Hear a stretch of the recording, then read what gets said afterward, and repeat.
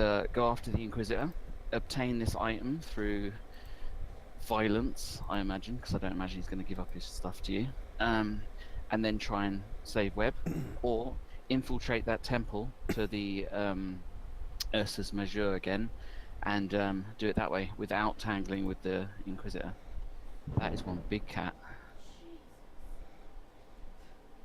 Sorry, I'm recreating them from the actual sheets, the way they're tied to them. Do you say I have enlarged myself? I am a lion. I shall rip you all to shreds.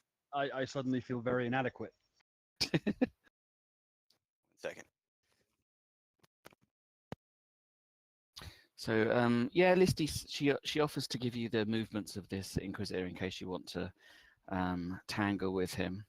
She suggests that perhaps fighting him in the town would be an immensely bad idea, because he would have backup, obviously, from guards and anyone else who happened to be around. An ambush might be in order. And she kind of like rolls the scroll out, and in a few hours, his coach, which is carrying him, will be nearing the town, but will still be kind of in the woods. And you could head it off there. She's like, it depends how you want to do this. If you decide to ambush him, that's all good, or just go straight and see if you can rescue your friend. But whichever path you take, I suggest you be serious about it. Both foes are dangerous in their own right. I only have one real concern. I am slightly wounded after fighting so hard.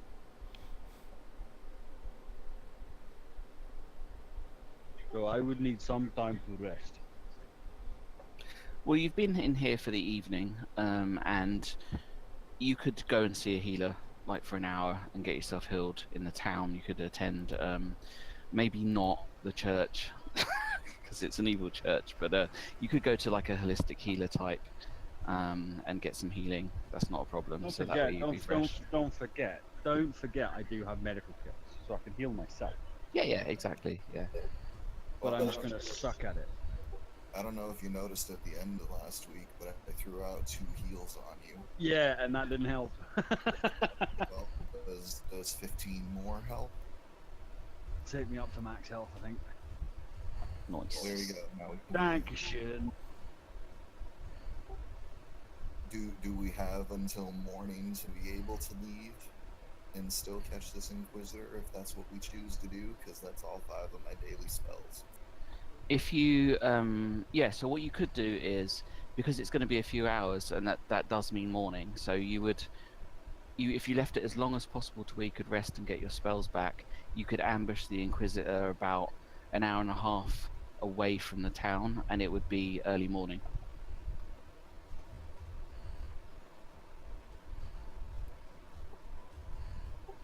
Well, you know, Gorbin's a new to the group member, so whatever path they decide to go on, he's willing to lend an axe and some spells. I think if we're going to ambush the Inquisitor, we should do it outside of town.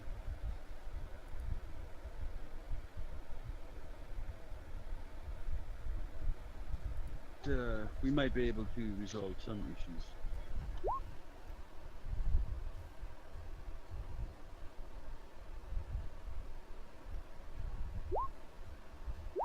Misty, do we know anyone who he is traveling with? She kind of leans on the bar top, and she looks thoughtful and says, "Intel just said his usual honor guard. He's in a carriage, which if he was traveling solo, I imagine he would be on horseback. So the chances are there's someone else in the carriage. I couldn't get any intel on who's with him, but he's definitely in a horse-drawn carriage. Probably got guards with him just in case. Yeah, I'm honestly unsure."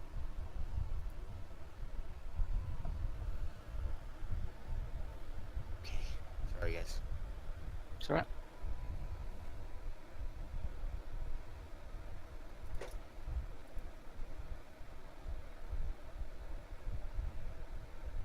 Can I ask, did we level up last week? Mm-hmm. Oh, I haven't done my leveling up. My bad. Well, I'll do that, dude. I'll do it now.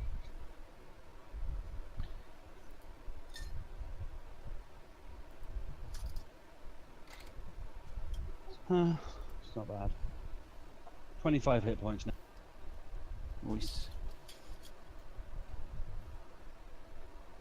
So in terms of where this ambush could take place, it's like a cobbled road, about an hour and a half away from the town. There's no one scheduled to be walking on that town, and Listy says that with a little bit of influence, she'll make sure that no one is wandering down that road at the time. You could, if you left promptly after resting and kind of memorizing, doing whatever you people do in your downtime, playing cards, you could get there before the Inquisitor gets there and kind of like set up whatever it is that you want to try. Be it just if you're just going to run at him or whatever you guys want to do. But you could get there before he gets there, basically. Listy, do you have a woodman's axe I could borrow? Probably one out back, yeah. Brad goes off and trundles off to find a woodman's axe. You'll find it by her chopping, like out the back down the side. There's like a block, and there's some chopped wood that she burns to coal, and there's like a simple woodsman's axe there. Yeah, I'll grab that. And return to the tavern and say, I will bring it back, or if I die, I won't. She kind of grins and looks at you. Make sure there's no like telltale marks like this belongs to Listy written on it or anything like that. No. If lost, please return to. Yeah. Please return to the tavern. Yeah. No, it's just a plain axe. Well, I am ready to go when anyone else is ready to go.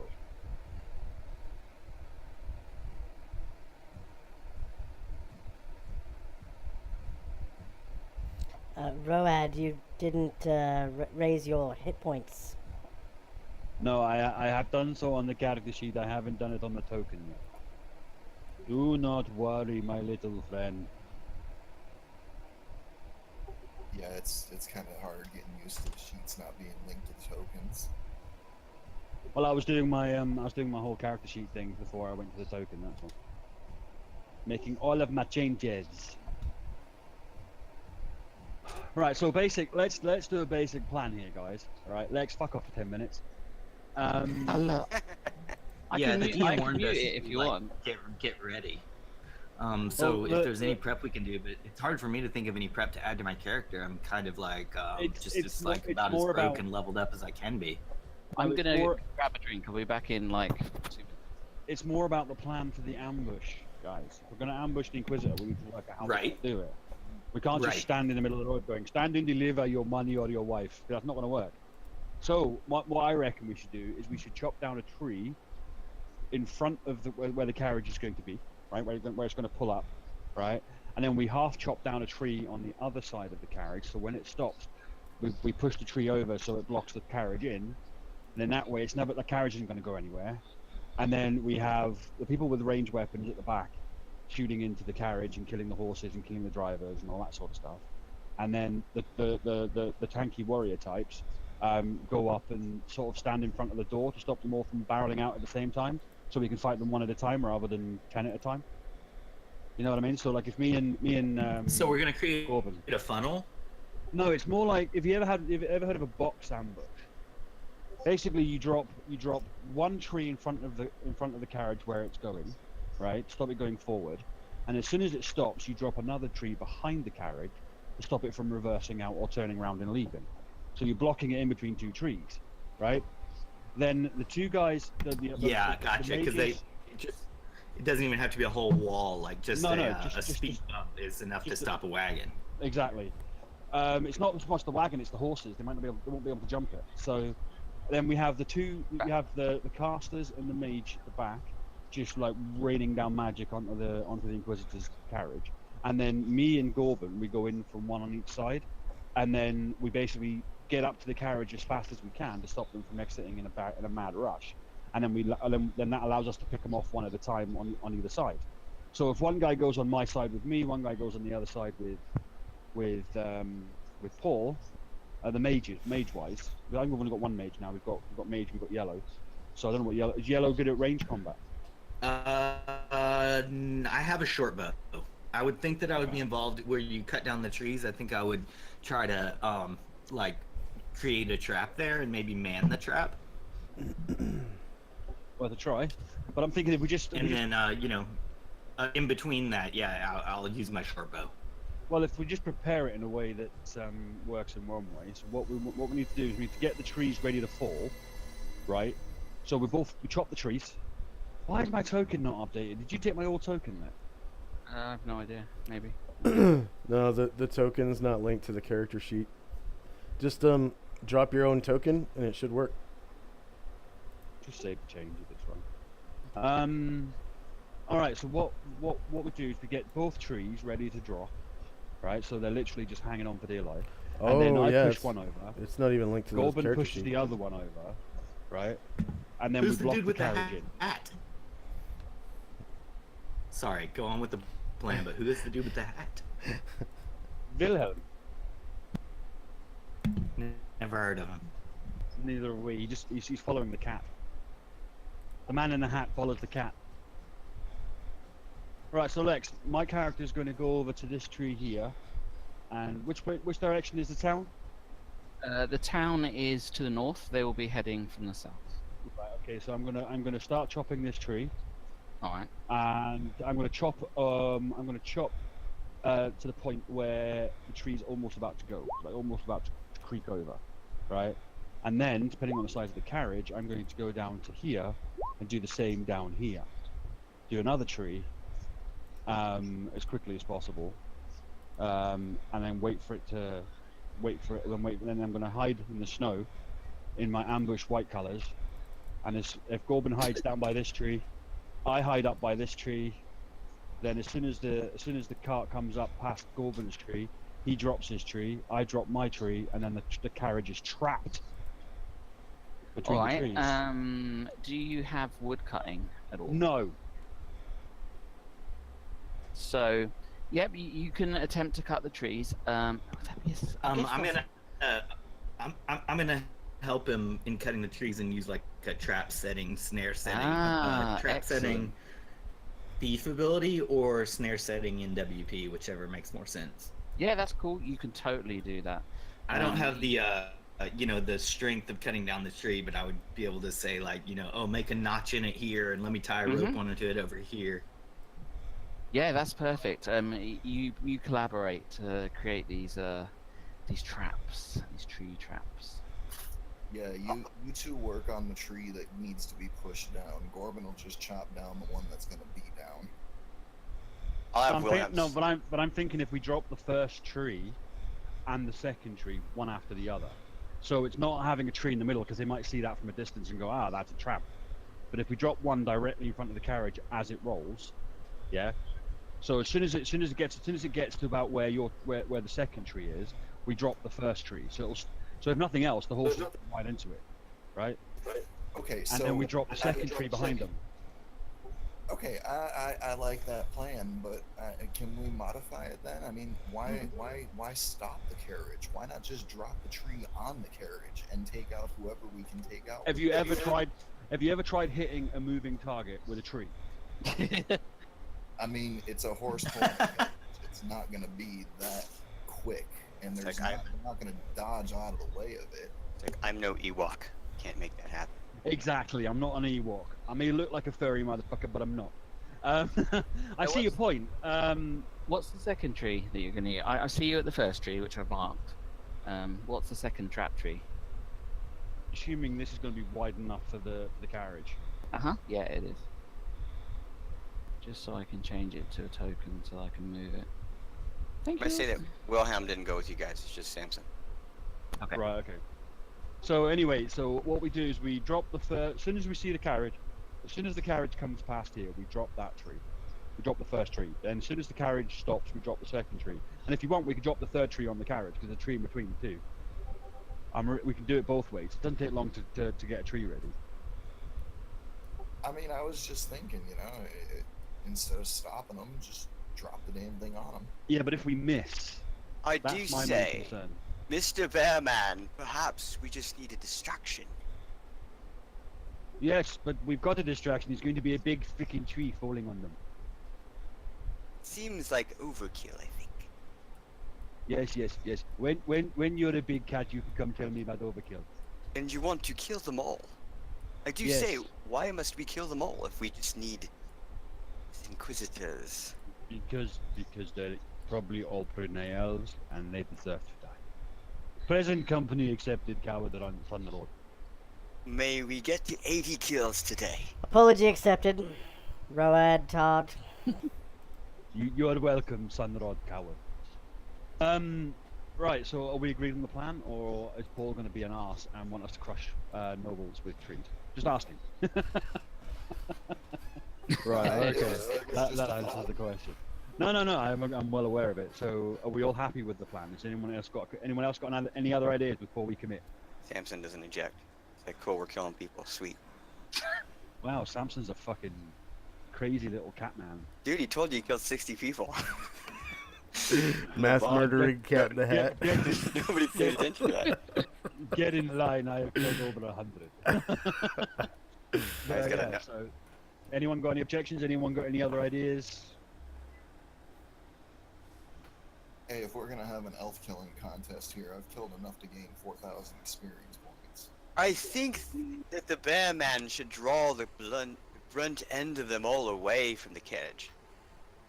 Well, the plan is, little cat man, is when the fight starts, I will run out and I will charge the carriage, and then Gorban will also run out and charge the carriage, and then we start fighting, and then all of you fancy range people with your magical bows and your magical spells and your wiggly fingers will kill everyone else that tries to kill us. Yes. Perhaps we should wait. Wait for you to get their attention, and then when they're drawn to you, then we move in for the kill.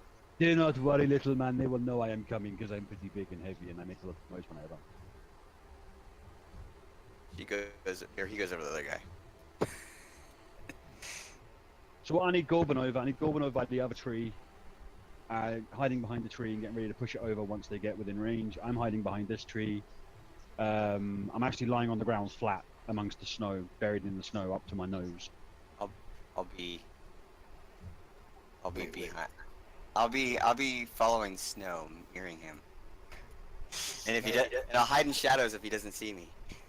He doesn't see Nobody me. mentioned it. Okay, yeah, the two professional dodgy guys, we do hate to use the term thief here, can both roll hide in shadows under the sort of shadow of the tree. Okay. I don't know if these are right. I added the right points, but the totals are a lot higher than I thought they'd be, so I don't know if they're exactly right, so you might want to look at the character sheet. Mhm. Maybe I missed a percentage, or it's calculating something that I'm not like. It seems way higher than it should be, but I don't know. Lex, can I ask you a question? Yep. Where did you get the picture of my ex-girlfriend for Discord? Oh, you know. You know who that reminds me of, Mandy? Ew. How do you know Mandy, son? Just asking. Mandy was my first kiss. Yeah, pictures are it didn't happen. yeah, I guarantee you, not this Mandy. She was, she didn't know what a shower was for 7 years. Okay, so we've got Sunrise Well, this was over in there. like 3rd grade. Sorry, I just moronically threw the sheet together real quick. And we have, okay, I've got eyes on everybody. Cool. All right, so you guys, your two shady blokes attempt to hide to some and lesser degree of success and not unsuccess. The rest of you take up your positions. Because we are ready for the ambush. Okay. Shh, everyone, shh. Samson takes a drink of his absinthe.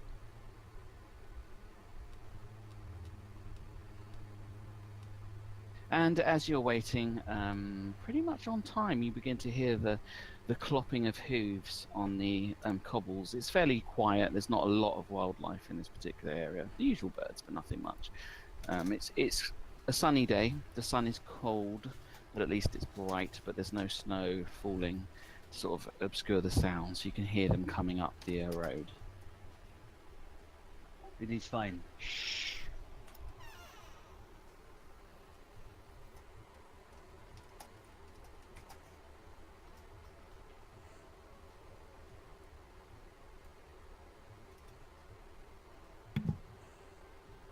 Hey, I'm trying to stay hidden. Don't look over here. I do say, Mr. Snow, do you want some of my absinthe? He hands a large flask. It's like a backpack. Who hands it? Samson does. Paul, roll What me is a perception check. I don't know Samson yet. It's the cat guy. Tell me more. What do I see? You see this small cat-like figure with leather armor and a bunch of little dart-like daggers all over him. He has a top hat, lowers his goggles over his eyes as he pulls a giant flask that is the size of his back, like a backpack, off his back, and he hands it to you. And it's a blue bottle. It's a blue bottle with what seems to be some sort of ice-like fairy on it. And he hands it to you, and he says, "I do say, Mr. Snow, would you like some of my absinthe before we go into battle?"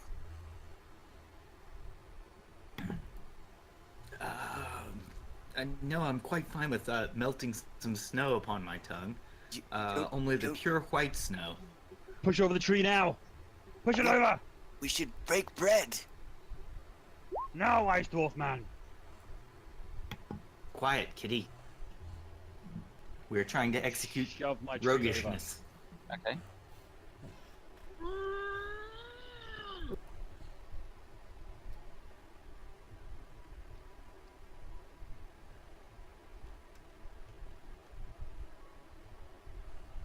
Samson sets his little monocles to look at the distance, so he gets a better look at the group of them to see what this menacing little group looks like. Definitely succeeded at pushing over that tree. Holy shit. In fact, you threw it 3 miles away. You hit the town. Go back and list he's killed by a tree. Oops. And at that point, as soon as the tree lands, I'm charging out, yelling various war chants in my own tongue. And is the cart still there? Yeah, I swapped it to the background layer and it disappeared between like Right, down 100 okay. layers. So it is there. Okay. So what So- I'm gonna do is I'm gonna Whoops, charge. you lost it. Okay. As I charge in, I'm going to get as close as I can to the cart and try and knock it over with my pure, like rolling thunder down the hill towards them. I'm the gonna tree. use a And then tree as literally cover. hit it as hard as I can to try and knock it over. Or knock it over. Okay, Does let that me make check the sense? weight. I'm like 4.5 tons of bear. I'm not really that heavy. It's like 700 pounds. Yeah. I'm gonna run across the street using the tree as cover and make it over here if I can. Yeah, you can all make one action because you've got surprise on them because they didn't notice you. got them. Surprise, cupbags! I'm drawing my throwing daggers. Medieval carriages. How fucking heavy is a medieval carriage? Let's have a look. Heavy. 500 pounds? No, I don't know. But it's also got. I'm not trying to knock the horses over, but they're going to add to the weight. Yeah, you'll need to do a. What check would it be? It would just be like a Strength check. Or you could do strength check, or you could do like a break down doors or something. Ben bars. Yeah, or Ben or bars if you lift want gates. it to be Yeah, really open hard, Ben doors. bars lift gates, yeah. Yeah, I was Yeah, thinking. Ben bar's that, the harder one, right? I mean, Yeah. if you think he's capable of doing it. I mean, if he's, you know. It's Most people possible don't if even he have. passes, but give it a go for the Well, Ben it bars. See depends, what it, happens. it depends on how the road is laid out. If it's a flat road, or It if is. the road is slightly raised above the snow, or if the snow is slightly raised up above the path. Well, let me There's- ask you there's this. various ways it can be done. Yeah, let me ask you this. Is that road, is it sitting taller than, like, it's on a mound and then the snow kind of falls off to the side? 'Cause if No, he- it's actually slightly lower than the snow line. It looks as though it's been cleared. Otherwise, it Which would is be fine. covered in Which is snow. fine. But the thing is, that's still going to act as a stop, so it'll help me lever it over rather than Yeah, just pushing it away. you still have to tip a cart with 2 horses attached and a load of elves sitting in it with their luggage. So Why the fuck give it they a bringing their go. luggage, man? you got to so give that- him some sort of I'm chance. rolling Like, a 1v100, yeah? even if it's a 1% chance, got to give him something. roll the D100. Let's see what you get for your Ben bars. Let's see what you get. trying to roll low. 67, not too great. Yeah. All right. Damn elven craftsmanship. So you barrel into it, you grab it, and you're like, you hulk out, trying to like throw this thing sideways.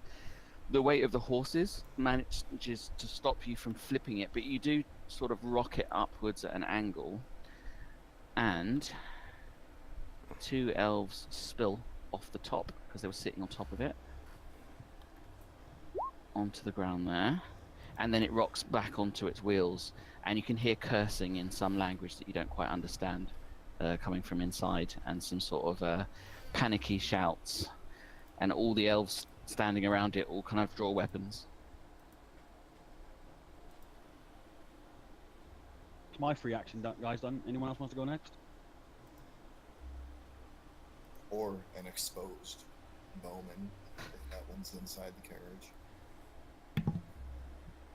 I silently clapped for Road in his heroic trying to toss the.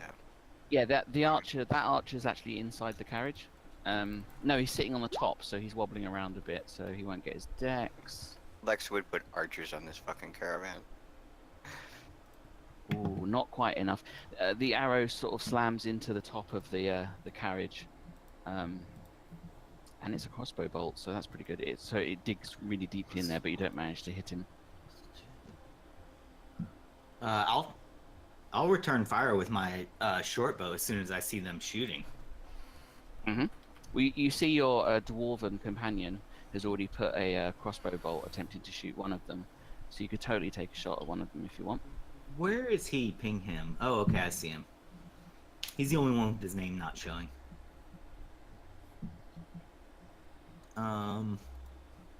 So I guess when I see that dwarf down there letting go of fire, I will also shoot. Are we shooting 2 arrows? We get a full round? Yeah, if you don't move, that's fine. You just take your shots.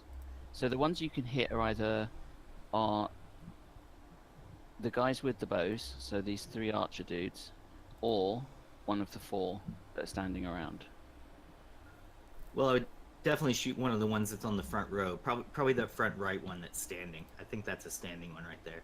Yeah, that's one of the ones that got spilled off the top, and they Yeah. can land on the top of the snow, so you can totally take shots. If I can get like a strategic angle, like partial concealment through this tree. Yeah, you can shoot through that. Well, if 17 hits. It does. And 13 hits too. Oh, okay. Is this like a stagecoach, Lex? Yes. I think 7 damage. Okay, cool. Is that right? Oh, is D6 right for a short bow? I Yeah. think there's 2 different kinds of arrows. Now I forget, but I think I have the kind that does D6. Yeah, flight arrows are the long distance D6. Sheath arrows are the little bit shorter difference, heavier D8. Yeah. Thud.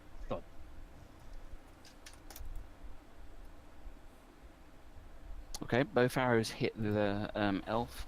The elf squeals as the 2 arrows, one hits him in the shoulder, one hits him kind of like partially down the side, gouging a bit of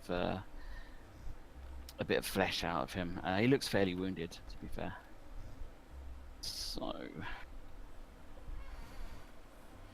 put the trees back in the map there. So hopefully- Insatiable thirst. Oh god, that is such an evil spell. What does that do? I mean, I can imagine from the name, but Makes you drink. let's hear Yeah. about it. This spell instills in the victim an uncontrollable desire to drink. The victim is allowed a saving throw to avoid the effect. If the roll is failed, the creature must consume any potable liquids it can find, including magical potions, which might result in strange effects if potions are mixed. Although poisons are not considered potable, a victim may not realize that a liquid is poisonous. The victim will not consume a liquid he knows to be poisonous. No matter how much the creature drinks, its magical thirst is not quenched until the spell ends. During this time, the creature can do nothing but drink or look for liquids to drink. Victims of this spell believe they are dying of thirst and, depending upon their nature, may be willing to kill for drinkable fluids. So which one specifically would you like to target? Do you want me to pop them up if you can't see them? I think he's talking about the Inquisitor. That one. Okay, spell goes off. Is that a chick? Chick. It's Lex. It's gotta be a chick. Yeah, of course. Sorry, Lex. I think She's all of sexy. his guys are chicks, to be She's fair. sexy, man. She's sexy. She's awesome. Dude. Oh no, you haven't met the male ones. Oh, I want that. I want that sickle, dude. That's mine. Purple. So you target it through, kind of like through the window. You feel your spell go off, so you imagine that she's now preoccupied. Let's see if I can get everyone in the initiative and no trees. Place your bets. 4 trees get attacked. Yes! Even the trees have risen up against the Inquisitor.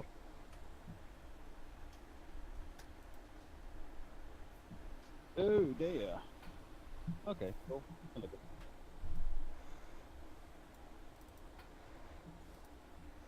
Never eat. All right. Lex, I'm disappointed. Where's the trees? There was one tree. Oh, I got rid of it quickly. Samson's got to go now anyway, isn't he?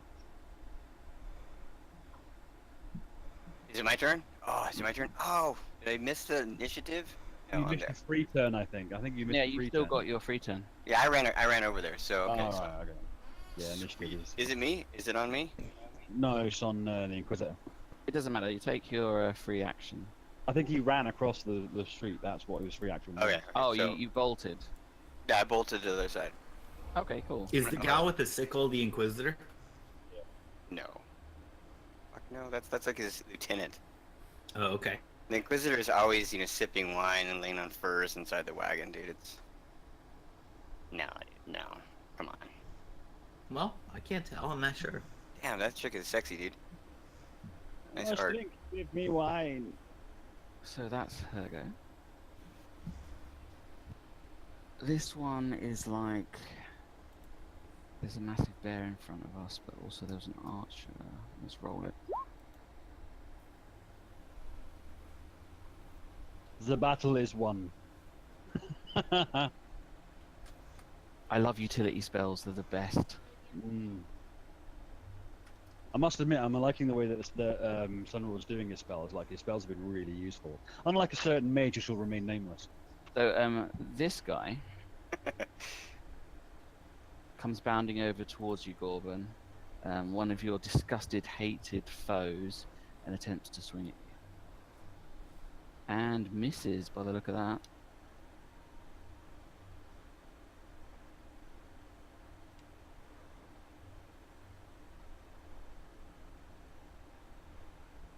Feet, that will still work. This elf on top of the carriage takes aim at the bear. Hits an AC of 21 for 5 points. Misses, I wish. Somewhere in the distance you hear a web key screaming. What? What are you talking about? She is dancing and she is singing for that guy, dude. She's working that shit, dude. He's not keeping up his end of the bargain. You don't know. She is straight up dancing all over him. She's like, I'm dancing, I'm dancing. It's my birthday. It's the idea of a web key strip dancing, like lap dancing. Oh yeah, you have no idea what's happening to the. I poor girl. don't want to even think about it. So this guy attempts to hit you with a sword, Rad. That's Misses. going to be a big miss. Now it's Rad's go. Draw my spear and shield. Yep. And then impale the motherfucker in front of me. Sounds like a plan. But I miss. Own that guy, right? Oh, dude, come on. Well, It none must of that. it must be the proximity to the carriage. Maybe your spear kind of clipped it. Well, I get the feeling that I was rushing, so as I was Yeah. rushing the gear out, I've just wildly swung out at him and missed. So You felt a karmic scream from Webkey like miles away. no. I'm not thinking about Webkey at the moment. Because if I think about Webkey, I'll start to cry. Don't worry, there's a real fighter here to show you how it's done. Nice. Oh, fuck you, man. Show him, man. It's kind of in the way. You wouldn't target that guy. Plus Yeah, the carriage is probably still in the way. Yeah, he's gonna put an arrow in the bear. Or try to. Doesn't he have to get up first? He got spilled off the top. Yeah, he could just get up. He Right. gets one shot.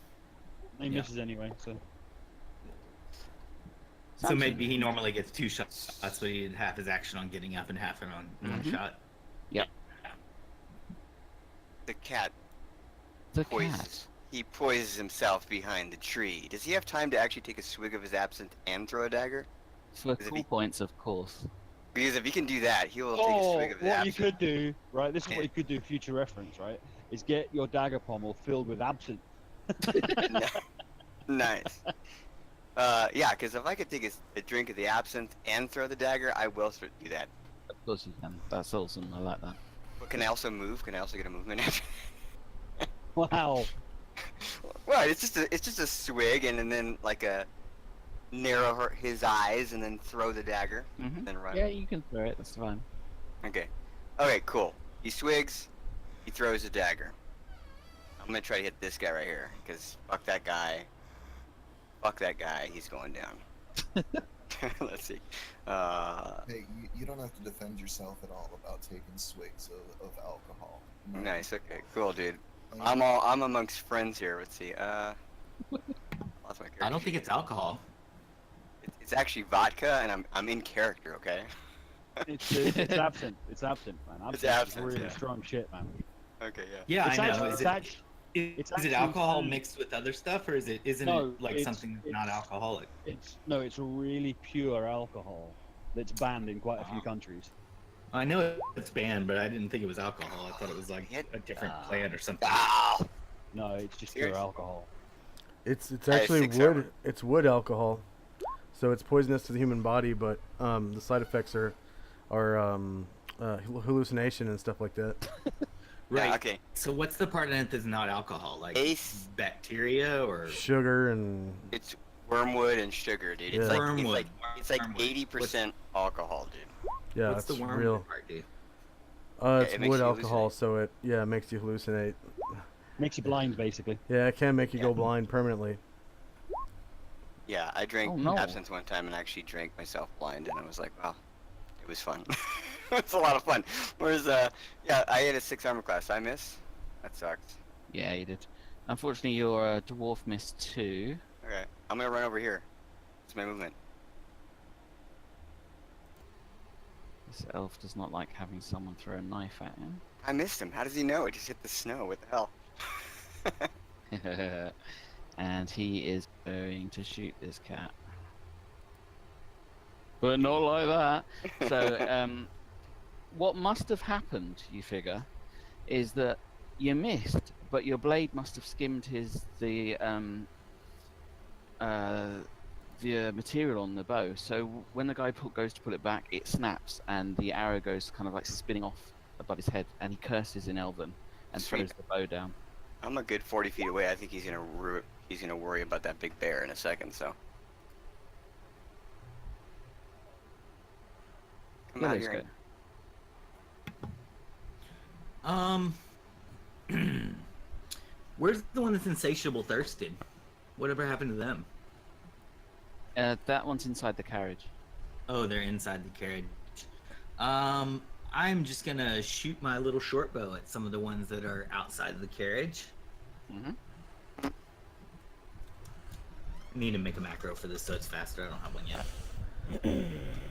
A 20 with my first arrow and a 7, a miss with the second. First. There's a d6er for the damage with the 21. I got 6 points of damage with a 20 to hit. Who was that on?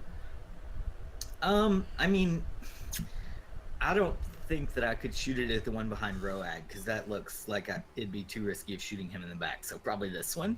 Okay, cool. Yeah, Wouldn't that make the most sense? definitely. Yeah. Plus, that's the one I shot last round. Yeah, that makes sense. You use a very good shot. You get your arrow and it lands in the poor elf's neck, who was having a bad day with a broken bow anyway, and kind of rolls back into the snow.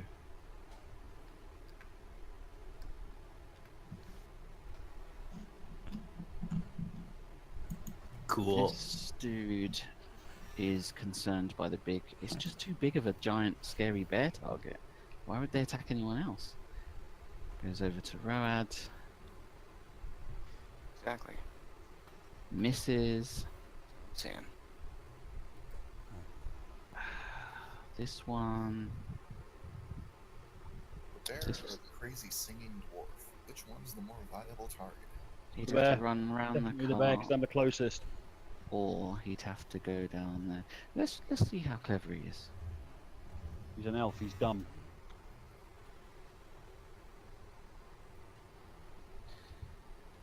He comes down to engage the dwarf and screws it up.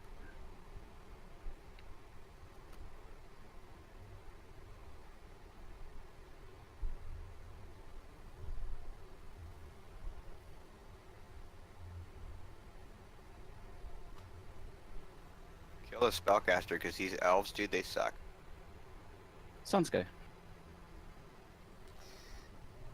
Can I hear the, or can I see the Inquisitor drinking wine in the carriage? They're kind of. It's only got little like carriage windows, and they've got drapes across them. So you could see it for the spell. You can see people moving around in the carriage. There's at least 2 people in there. Mm-hmm. But you're not really sure which is which or who's doing what. But you've got that feeling, that kind of satisfied feeling, like when a spell lands. Okay. Am I able to target the wine that the Inquisitor is drinking? No, you'd have to get. I think you might need line of sight for that. Okay. Just run inside. Just run inside. Sorry, that was my fault. I didn't know that. I'm actually. I'm going to cast. What's it called? Magic missile, and at my current level, I should be able to shoot 2 missiles. I'm going to cast 1 missile at this guy and 1 missile at this guy. Okay, cool.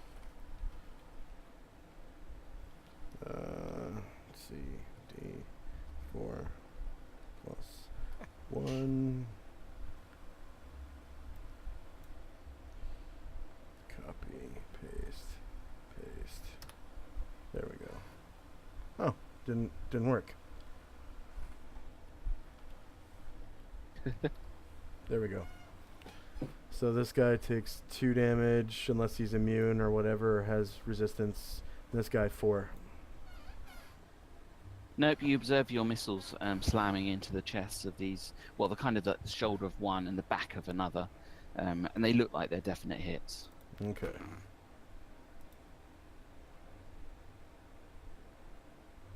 Okay, the carriage doors kicked open, and an elf comes stalking out of it, and she's screaming about.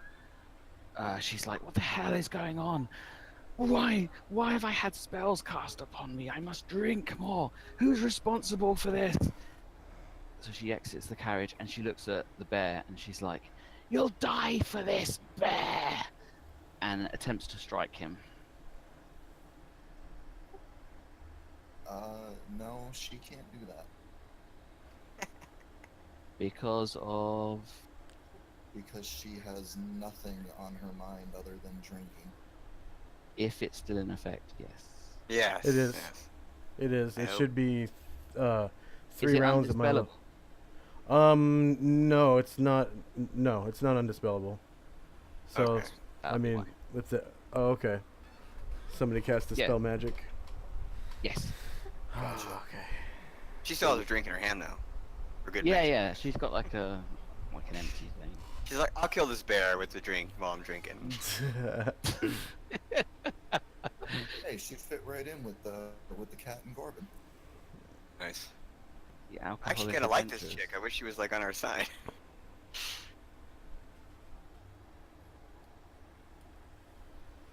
She doesn't manage to hit because she's too messed up. Still It's kind of like after the after effects of the spell, I guess. And she consumed all the wine, so she's probably a bit pissed as well.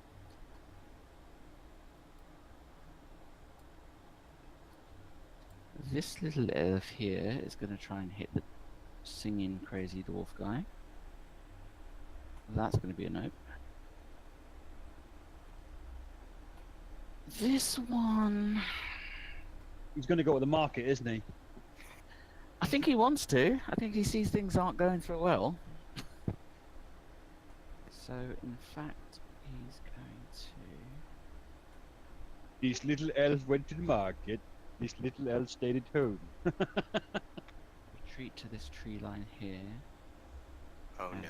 Stand there. Will not be getting away, little man. This guy's just like hit the big scary bear guy with the really big spear. Oh no. He goes to hit you and you just reflexively parry it.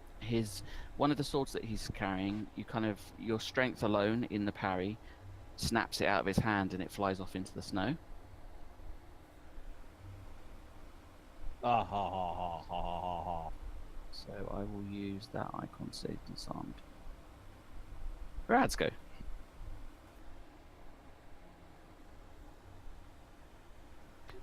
Since the Inquisitor is within range, and since she's getting all shouty at me, I'm going to switch my targets from the guy that just banged his. I parried with the shield, and basically the shield knocked it off into the distance. Yes. I'm then going to sort of just ram my spear at Bitch Fink. There you Dear go. Lord. It's a natural 20. But yes, I'm only +3 to hit. Damage. Jesus.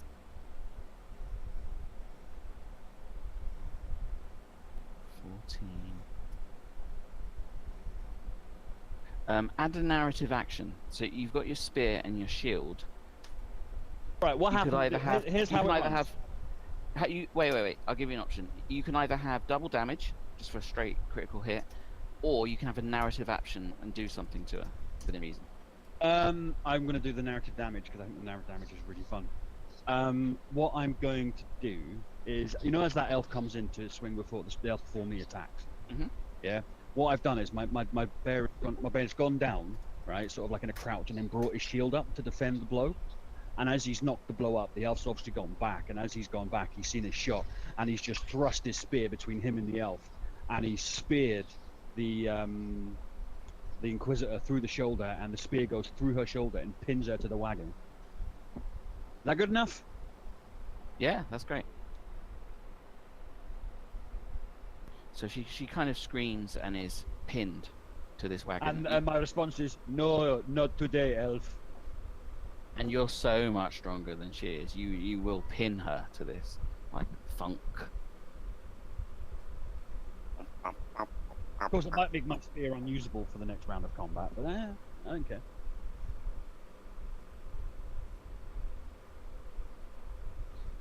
This elf is not looking good.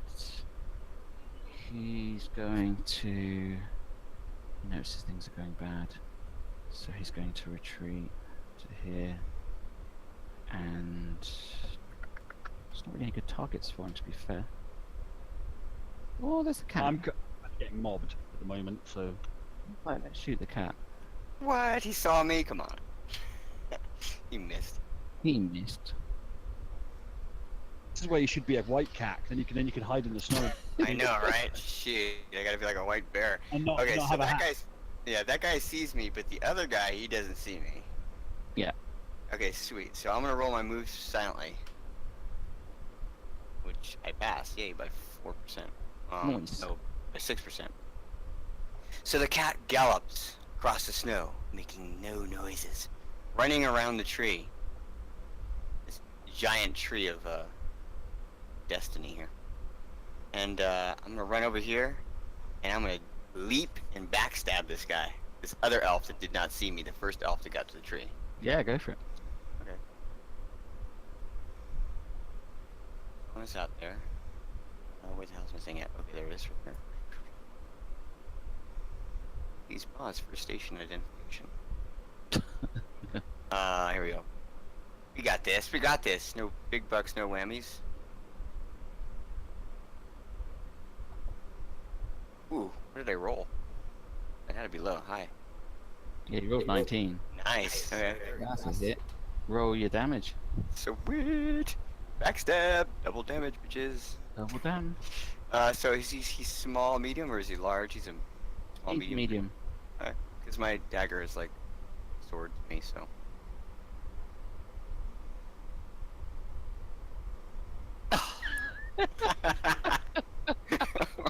Not having much luck, are we, man? Okay. Yeah, okay. It's double. You know, Alright, I'll take that off. take that in your spleen. So you just killed a guy, did you? No. No. I cut the back of his shirt open, maybe. You like. It's the classic image of the guy standing there and his pants fall down. You're like, sorry. Dude, at I some feel- point, this thief is gonna be awesome, but not at this point.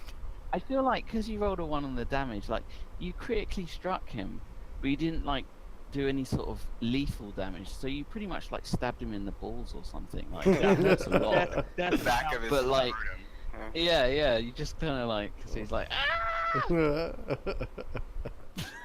think I would. I think I would be seeing myself if a small cat man attacked me with rapiers. Just saying. We will name this the scrotal sack attack. Oh, what in the scrotal sack cat attack. Yeah. Oh, man. I tried. Damn. Oh my god, is that another 1? That is another 1 damage on a nice hit roll. What the hell is going on with us? It's not my I fault. don't know. I'm doing quite well. I don't know about you guys. What is these damage rolls?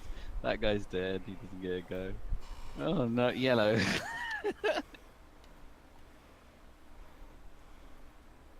I'm typing out my macro right now to just.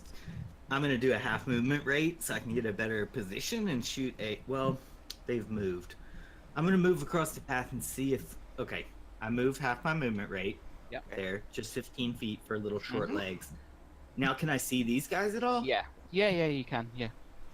All right. Paul, what about 60 feet with a short bow? Is that got a penalty for range?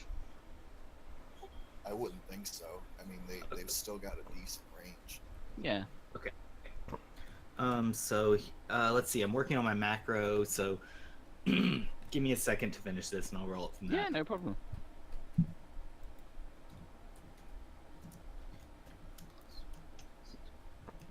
Okay, I'm making the macro for shooting 2 arrows, but just count the first one. In this case, Okay. putting the damage on there. In before 1 damage.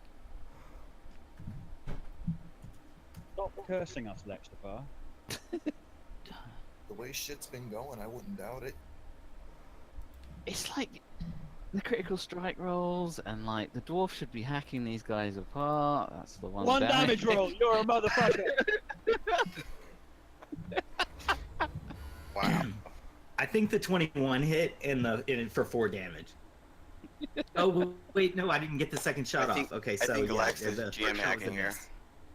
I call it GM hacking on Lex's side. He's GM hacking us. Yeah, GM hacking. He just wants us all to die.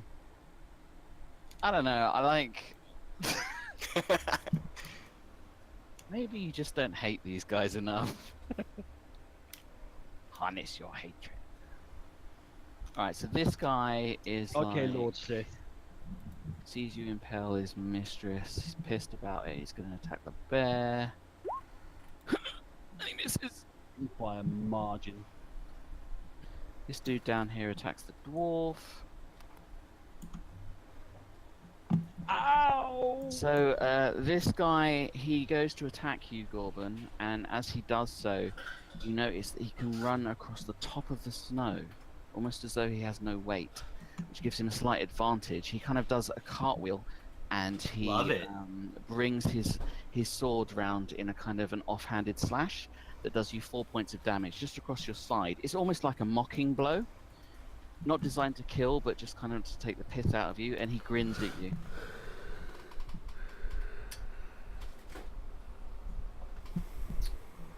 $50, $100, $150.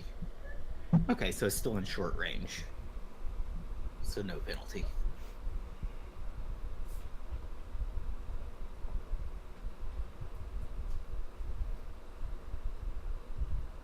Sounds good. Figured that would help out gold. Sun casts magic missile again on the two guys fighting the dwarf. Mm-hmm. Okay, so slash R D 4 And a 1. plus 1. And copy. Ooh, nice. So Wait, I know what we're talking 4 on this guy. Oh, they're both 4.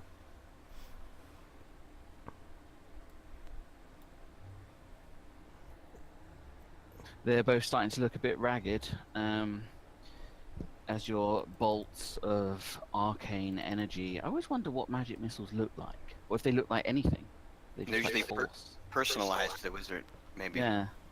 Like, I always pictured them as like little blue spikes with like a trail following them. Yeah, mine look like little blue comets of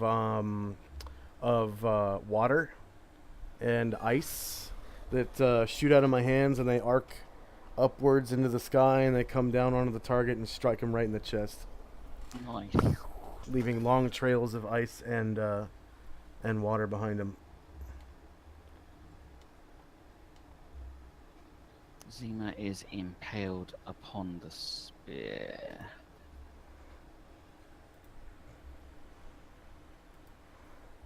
She fails and is still impaled upon the spear. This guy attempts to hit the dwarf. Screws it up.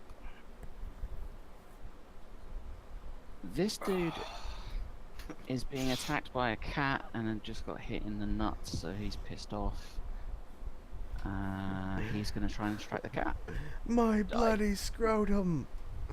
Die, on, man. cat! Well, it is now. Well, it is now bloody. rodent. Misses. Nice. Sweet! Survive for another day! This unarmed one. Unarmed dude. What's unarmed gonna do? Unarmed guy is going to... Let's see what he does.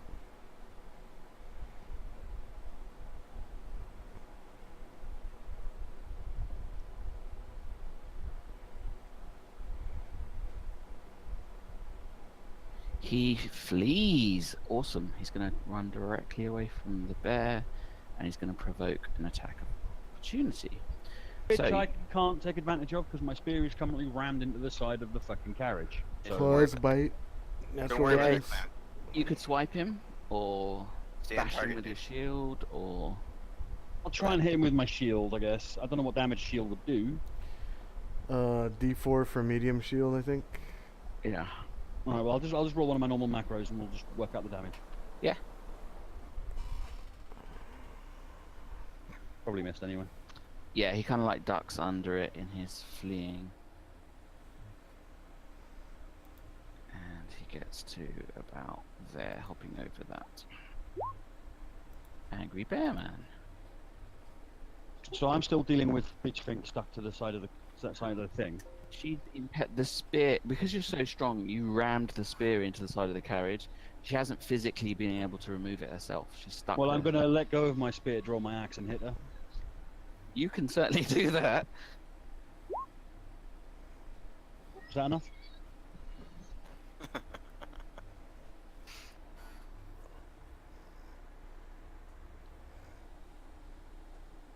And if it's enough, can I get a narrative? Because I've already got a good way of doing this. Is that enough? You will. Hell yeah, do a narrative. Narratives are awesome. Yeah, yeah. You can. She can't dodge. She take extra damage. she'll die from this. If you want to slay her out, you can slay her Yeah, out. I want to slay her out. Do it What with I'm- style. What I'm going to do with style, right? So what it is I let go of my spear, and then using my shield, I jam the spear in deeper, right? So like clank against the shield as I draw my axe, and then as I swing my axe around, I actually use the spear shaft as like a guide, because I got him in the shoulder, and I'm going on above the spear shaft. So I run my axe down the spear shaft straight into her neck, and just like split her head straight Ooh. off. Good shaft. I love the little blood spurts. She dies. She dies well. You get that satisfied feeling of a foe utterly dominated and killed. I'm gonna yell, "Someone get the coward who's running away!" This one steps up to the cat. It's like, screw you, kitty. Bring it. Oh, for God's sake. They're not used to fighting a cat. They're like, Like, this isn't in the combat manual. To be fair, they're not used to fighting a bear either by the looks of things. Okay. So if I run away right now, they get an extra attack. Is that what happens or no? I think you can do a full round disengage. You can. This is Okay, true. We don't do advanced tactics, but like the reason why Road got an attack of opportunity is that guy broke and ran, like he wasn't Okay. even defending himself. So, he ran screaming. Okay, this is what I'm gonna do.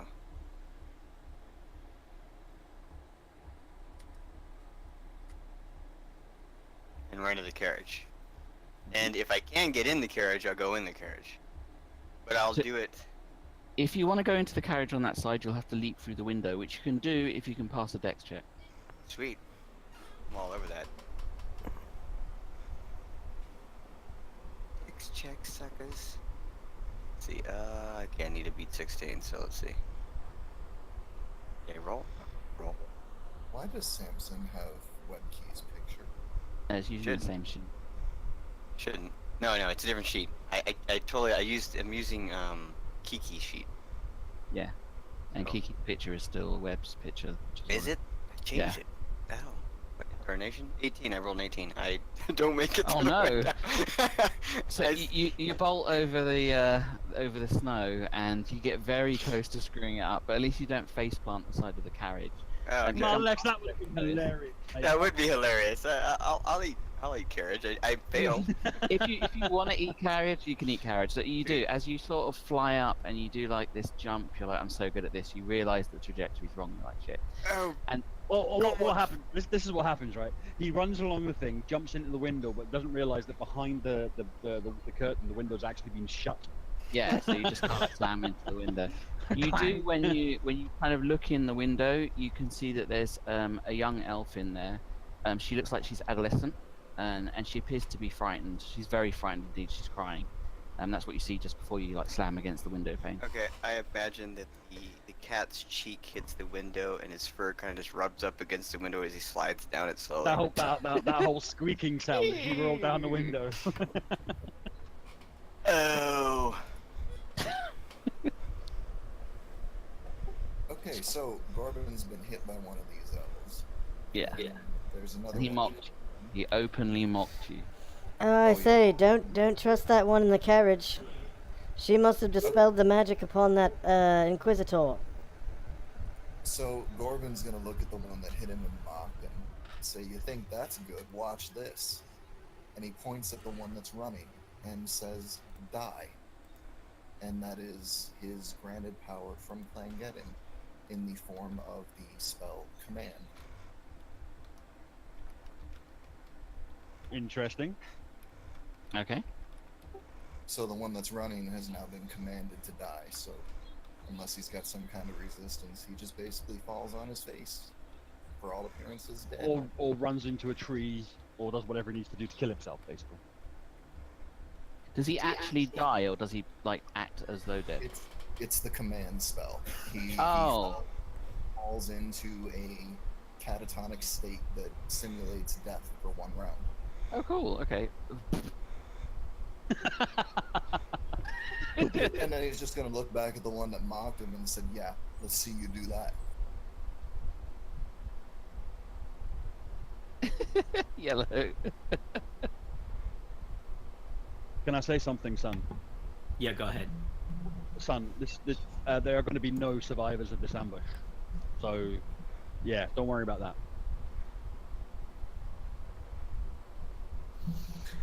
DM, I heard talk about one running away. Do I see that from where I am? You just fell over. Yeah, I fell over into the snow way down here, down there. That's way too far away for me to even see. Yeah, there's What about pretty these two people? Can I still see them? Yeah, they're still standing there. Okay, you know what I do? Let me think for a second. All you gotta I'm do, gonna dude. go ahead and I spin around. I set my short bow down on the ice and I untie my snowshoes from off my backpack and I put my snowshoes on, and then I pick my bow back up and I start running across the snow, hoping to go get a hiding place next round somewhere over here so I can sneak up and backstab someone. So basically, this round I'm just putting on my snowshoes so that I can travel faster across the snow. Yeah, no problem. And none of them have really noticed you, so they will not see your movements.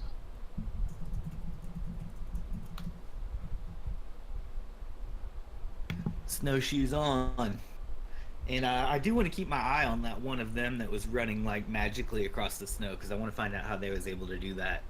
Well, as you just kind of look at these elves, you notice that they all appear to stand on top of the snow, as though they're light as air. Which is odd. I look at them curiously and like try to figure out what kind of North Face or like Patagonia, snowshoe gear, ski gear that they have on. I look and see what equipment they're using to be able to stand on top of the snow like that. So when you kind of look at their feet, because you're observing your targets, because you're not being harassed, you can see that some are wearing boots, most are wearing kind of traveling boots. They're made of leather. They have kind of like fur tops. They are not snowshoes. Normally that would sink. Isn't that a snow elf trait though? Or is that a fey trait? I know one of the races can walk on snow. I don't know. Depends if your character knows that or not. Yeah. I think Stunrod believe was it. doing exactly the same thing, wasn't he? If you were to look at Sunrod, you'd probably know. Well, I've seen Stunrod do it. So Yeah. He's a dodgy mage user though. He knows what they do. he's a coward. True, but you know. So this elf is like bear man, scary, stabby. Oh, stabs you. I hit. What? Just nicks you.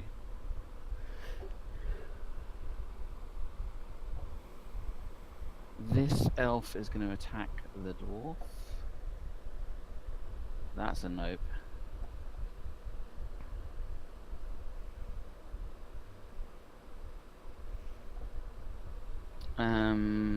This young elf steps out of the carriage with her hands above her head, and she says to everyone, throw down your weapons, stop fighting, we don't have to do this. And that's her turn. The guards don't obey her. Did she step on the side, on my side or the other side? No, the other side. Okay, cool. Sounds good. Lightning bolt the bitch. Go on, lightning bolt the bitch. Ah, yes, we do. Sun casts magic missile again on the two elves fighting the dwarf, Man, what is That with one one first. rolls today? Damage rolls. and is that one. one second. What happened to Sun? Did he step away or something? I'm not hearing the voice of the elf. I heard it. I didn't hear it. Oh. I heard a very bassy and booming, strong voice. That was going, kill them all, kill them all. I cast a magic missile upon thee, elves. There you go. Your magic missiles impact into the chest and backs of both targets, blowing them backwards into the snow, defeating them. Now, can I make an observation at this point? You can always This, make Yeah, an what- observation. this so-called fighter cleric of Clan Geddon isn't doing very much, is he?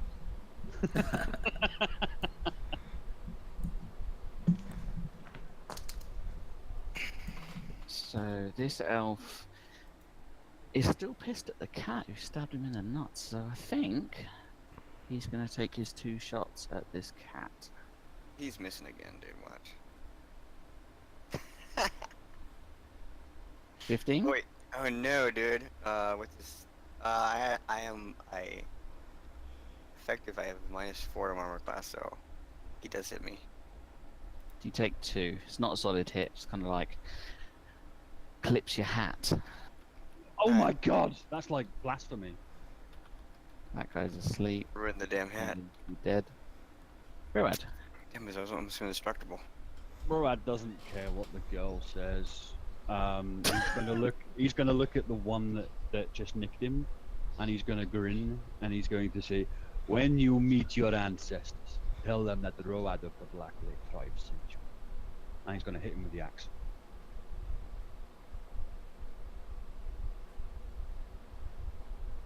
You hit him nicely. You should kind of like slash your axe down him. He is very close to death. He staggers backwards. He's like bleeding everywhere. He's having a bad day.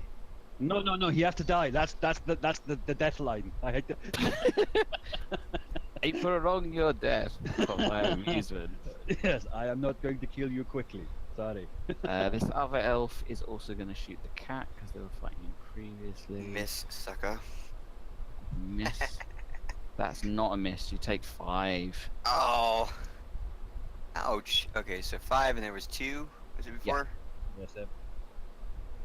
Okay. Just in case you couldn't count, I was helping. That hurt. That hurt a little bit. A little hurt. Yeah, you kind of getting the arrow in your back, like. Oh. I had only gone through the damn window. Okay, I run underneath the wagon, Uh-huh. and I'm sure I met with the first sight, which is this beautiful young elven woman. Yeah, you can see her from like under the wagon. Kill her, She's, like, backstab standing her, on the- Okay, backstab well, her. I will get to the other side of the wagon. I don't want to get hit by these guys, but when I Mhm. get to her, I think, as I take a swig from my absinthe, Princess Webkey, we're here to save you. And, and I look up at her. We're here to save you, Princess Webkey. Come with us. I say Yeah, this. she looks at you like, what the fuck, a cat? And she just has her arms up. She says, I'll do whatever you say. I'll come with you, and starts walking wherever it is you want to go. Like Okay. moves towards you. I will hand her some of my absinthe, but I will like direct her like towards the tree, like this way, you know, like to escape, right? You know. Yeah, she goes with you. She doesn't resist. All right, I'm gonna go over here if I still have movement, because Oh you know, yeah, that it's was just no movement at all. Scramble. okay. Then I'll go on the other side of the tree then. Because fuck the line of sight. The line of sight. Okay, cool. She goes with us. Sweet, I've saved the Princess Webkey. Gorbin.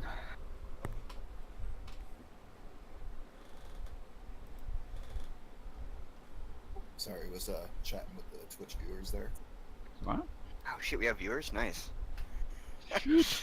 Quick, everyone roll some damage. Quick. What the fuck is up with these goddamn 1 damage rolls? Lex, stop fucking with the dice. He's pretending to be dead. You can just fucking kill him if you hit him and he's Solid always calls it the RNG, the random number generator. No, It says you're having bad This is RNG. happening way too much to be random.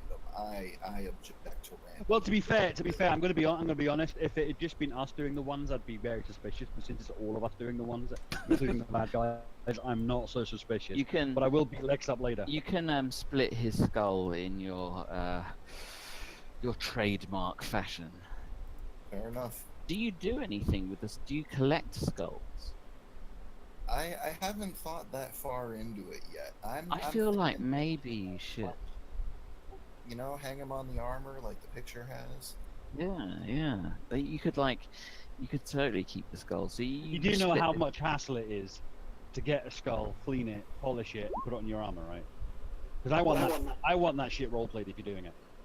Well, I mean, he's a dwarf. He's a brewer. I'm sure the alcohol would eventually eat through all the flesh, sterilize it all at once. It's actually very easy. You just stick it in a pot of boiling water. Yeah, I know. Delicious. Delicious. Skull stew for dinner. Hey, we eat, and I get armor decorations. It's a win-win. It's a win-win. Yeah. True. To be fair, I do remember a story of Bruno Battlehammer eating ogre brains because he thought it might be like, you know, like when you get a chicken that doesn't do any exercise, it's quite tender. Because the brain, obviously, the ogre doesn't use its brain, therefore it should be tasty, but it wasn't, apparently, according to him.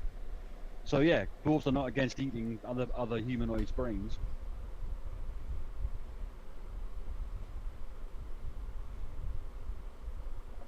I just use my snowshoes and go at my max movement, right, to part way along my path. Mm-hmm. You know, Lex, I really do like that idea of collecting skulls. I might just have to. I think it makes sense for your character. I like the idea of it. But only of kills that you've actually made. So you can't take the skulls of other people, like a very predator type thing.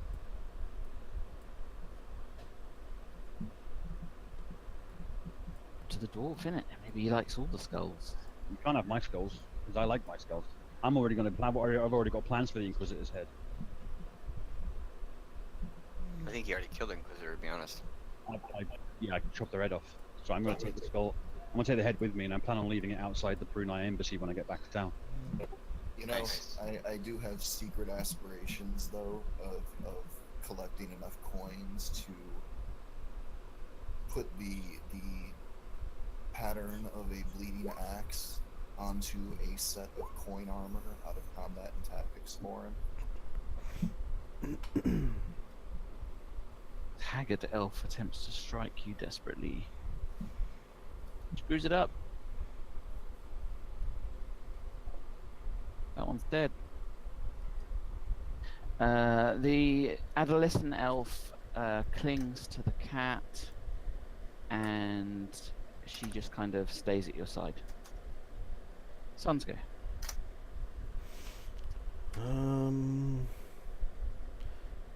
I'm going to shoot 2 more magic missiles at these elves over here. Top one first, and then the bottom one. Mm-hmm. Okay. Who is that talking? That is not our elf mage. He keeps turning his voice changer off. Take no. that! And that! That's such a great voice changer. That thing is so good. I love it, dude. Oh my god.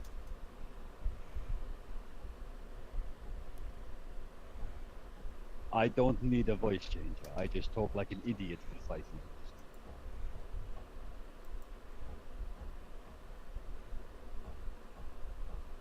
minutes. The first one you hit, the northernmost one, this one, coincidentally, looks very near death, kind of like staggers against the tree, and half-heartedly takes a shot at, not the cat who's behind the tree, at Road, because Road's there in his big target. So behind the carriage, remember? Yeah, you're big. Misses anyway. Misses anyway.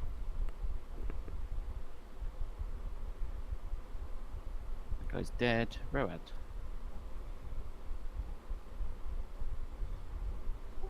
Finish off the last one in a gory welter of bloody limbs.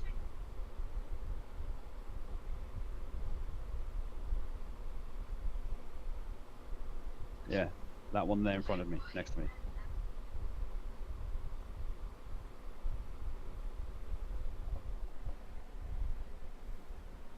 Hello?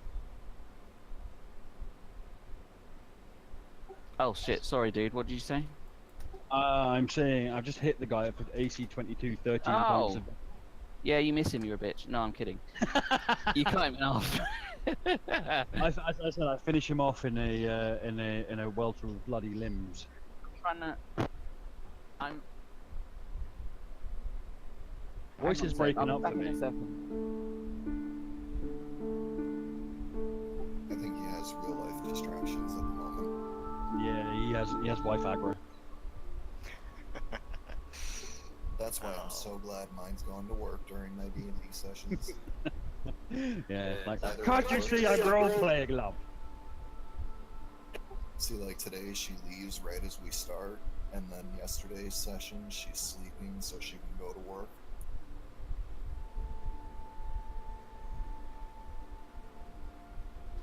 Fucking 15 notifications. What? Okay. I am back, sorry about that.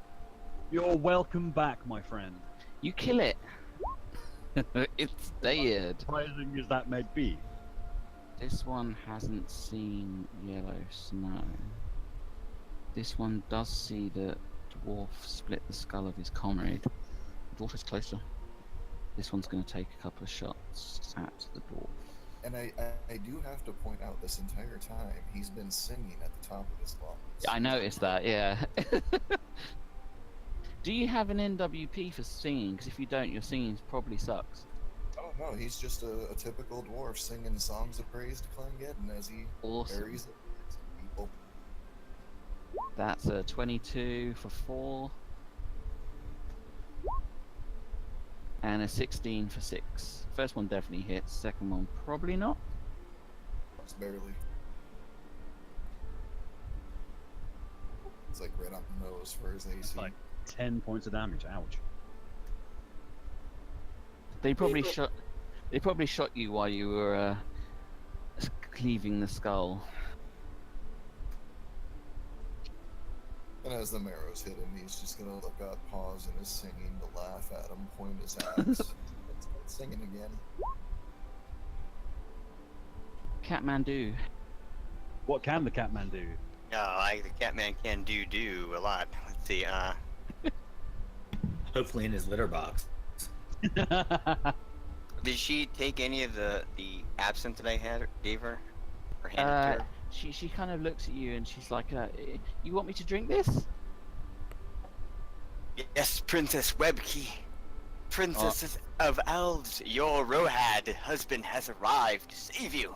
Yeah, she just nods at you, scared, and she takes a swig of it, and she's only a young elf, so she's gonna have to roll con. If she dies of alcohol poisoning, I will piss my pants with laughter. No, dude, she's only gonna get more fun. As she sways, she gets fucked up. She kind of sways slightly, and her eyes unfocus, and she's kind of like, "You're a nice cat. You're so Yes. nice for saving me. I never wanted to be here." And she kind of throws her arms around you, and she's like, "Thank you so much. You're Okay. amazing." I use my incredible 16 strength that a cat has, and I start pulling her over away from the battle. Okay, she Yes. goes with you, drunkenly stumbling. We have saved the princess. I am proud of this.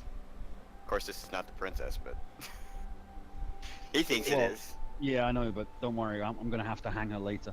And he takes another swig of his absinthe, getting even more intoxicated. She staggers along with you. Thank you, Lex. All right, singing dwarf. La la la la la la. I wanted the treasure that was inside the wagon, but she's more of a treasure. Ew, dude, seriously. You know, I totally should have commanded him to die too. But Oh, that's not enough. What are these rolls? You miss, sadly. However, yellow is sneaking around the tree. and now has a distracted. Yeah. I'm gonna try to move silently while I'm on my snowshoes, and I'm just gonna snowshoe up behind the one that the dwarf is engaged with there, and I'm just gonna drag my short sword across the back of his calves, across the back of his legs. So I will roll that as a. Oops, I need to check my stats real quick. I haven't made my macro yet for the short sword. Oh, I got good strength, so I got a +1 from that. So it's gonna be +1 from that and +1 from my thief level, and then if I'm undetected, I think it's a rear attack is a +4 for a thief type. So I'm Plus putting the +4 on there. Oh. Yeah. No, I was like ×4. Like no way. No, dude. no. Lex says no. Okay, well maybe I'm detected. I'll just No, do no, plus one. that was to the question for Gorban. You can the +4 is a thing. Yeah. Okay. I think it's +2 for non-rogues and +4 for rogues. So That's the it. total 16 with a short sword. Yep. Yeah, I hit the guy. Okay. Short sword's just D6, isn't it? D6 or D6 +1. I'll go with D6. D6. 8. Yeah, D6 against a medium-sized guy. So 5 points of damage, times 2 because I'm a 3rd level thief. I've got double backstab damage, so 5 times 2, 10 points of damage, slicing across each of his calves, kind of 5 points on each leg. You, as you bring it across his calves, he kind of slips a little bit. So your second strike across his other leg catches him across the artery in his leg, and he falls down sideways, bleeding out. Awesome. Cut him Ow. down where he stood. Well, let's be fair. At least you've done something, rather than a cat who ran away. I don't even know who that cat is. I was gonna ask. I rescued the princess. What are you talking about? There is no princess. Your webkey wife. I rescued her. That's not my She, webkey. She says, "Oh, you look really hurt. I want to help you." And she begins to cast a spell. Useful. Unless she freaking magic missiles me. Or unless she's a wild mage. I and know, right? Everyone dies. She looks to where the arrow is on your back, and she places her hand on your back, and you feel the arrow kind of slide out and drop to the floor, and you receive 5 HP healing. Yes. See, I recognize good people. She's good. Suns go. Sun looks at her and gets this squinty look in his eye. Kind of shakes his head a little bit and starts walking over towards the carriage. And searches the body of the We Inquisitor. assume is the Inquisitor. Yeah. Okay, you go through her things. You find 100 gold pieces in a pouch. She has around her neck a holy icon to Auril, which is made of what appears to be silver, and it depicts the goddess in all her menace. She also has a kind of a sickle-looking weapon, which the blade on it looks extremely cold and frozen-like. And about her person, she has a book, and the book looks as though it's some kind of holy book to Auril. She's got a few travel rations and a few trinkets, but those are the main things of interest that you find upon her. Look here, I've found some treasure. I'll take this sickle. And that's it. So this elf is having a bad day, and his friend dies, but is going to have to fight because there's nowhere to go. So strikes the dwarf. Hiya! Oh, 22 for 3.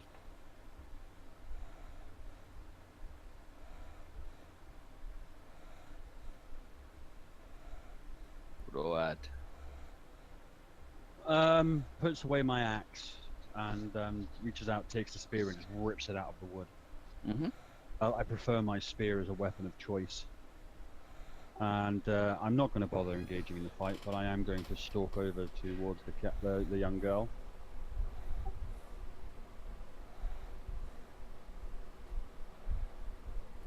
And that's my action.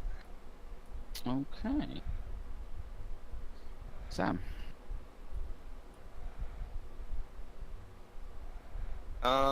I'm going to, as I see the big bear come to me, I'm gonna say, Mr. Bear, Gentleman Bear. This is Princess Webkey. We have saved her, and she has healed me, and she is now safe for your securing. The cat kind of sways a little bit and slurs.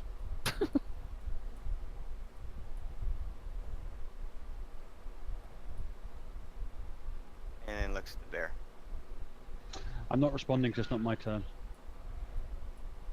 You can speak like a sentence. No, It's no, not- no, it's fine. I'm quite happy to let the game go on, and I'll respond when it's my turn. Okay. Such a team player. Singing dwarf, split some skulls. My, what a nice skull you have About there. time. About time you did something more than 1 point of damage. thank God for that. You hit him. Yes. Ooh, I 21. like your Yeah, scalp. yeah. It's not so much the hitting that's been the problem. It's been the Yeah. damage rolls. That's right. You get him, and you could split his skull.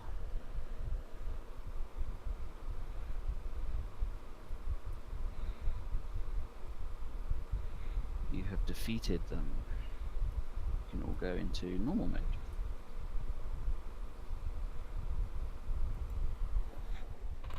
Okay, I look at Samson and say, "What are you talking about? This is not WebKey." Is she not the Owl Princess? She's No. beautiful, as you've explained over your ale. No, WebKey is smaller, featherier, and weirder. Well, we have rescued her nonetheless, and and I hate she's not foe, she is friend. I hate to tell you this, but we cannot let her live. Oh, She looks at you and says, "There's no need to kill me. I'm defenseless." And she just kind of got her hands up. You know. She can posture. So she can was- help. She can help us. She's not foe. She's friendly. She was so was kidnapped my by them. so was my people when your people slaughtered them like animals. Move I one wasn't- step closer. I wasn't around here for that. Ignorance is no excuse. I do say, step back, good bear, sir. She takes a step behind the cat. She looks scared. Don't worry, he will not harm you. We are all friends here. Here, take some of my clandestine absinthe. Send forward. Offering the bear some absinthe in an act of kindness.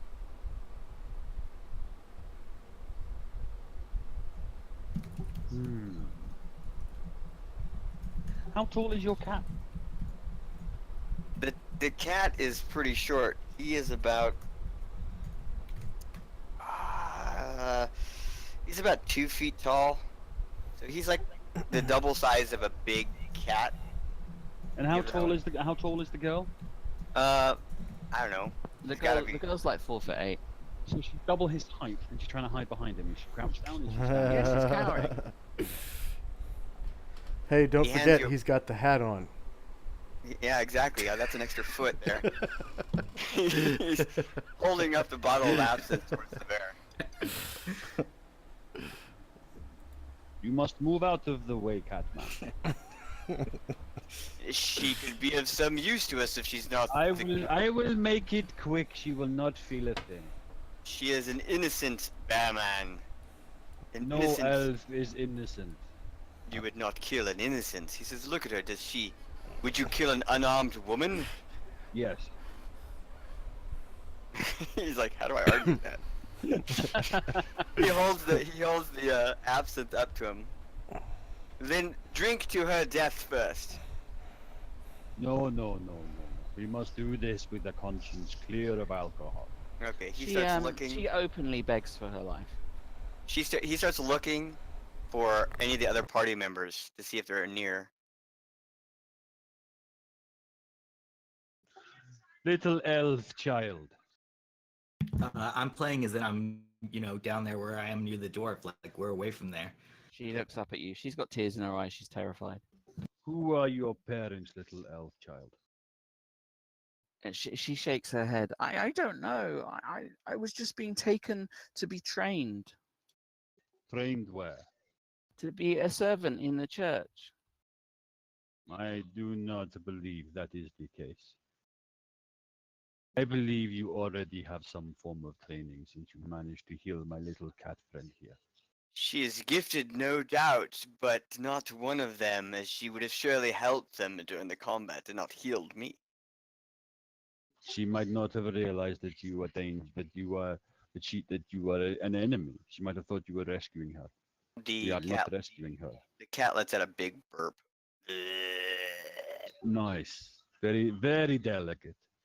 Ah, yeah, drink some more. He says, we should talk about how we could use her to our benefit. Perhaps, Now that Your- is a sick idea, using her for your benefit. no, she's She's pretty, is she not? Perhaps we could trade her for your Princess Webkey to this filthy scoundrel you talked about the other night. But what use would a man like him have for a young elf child? He looks at It is better she dies quick.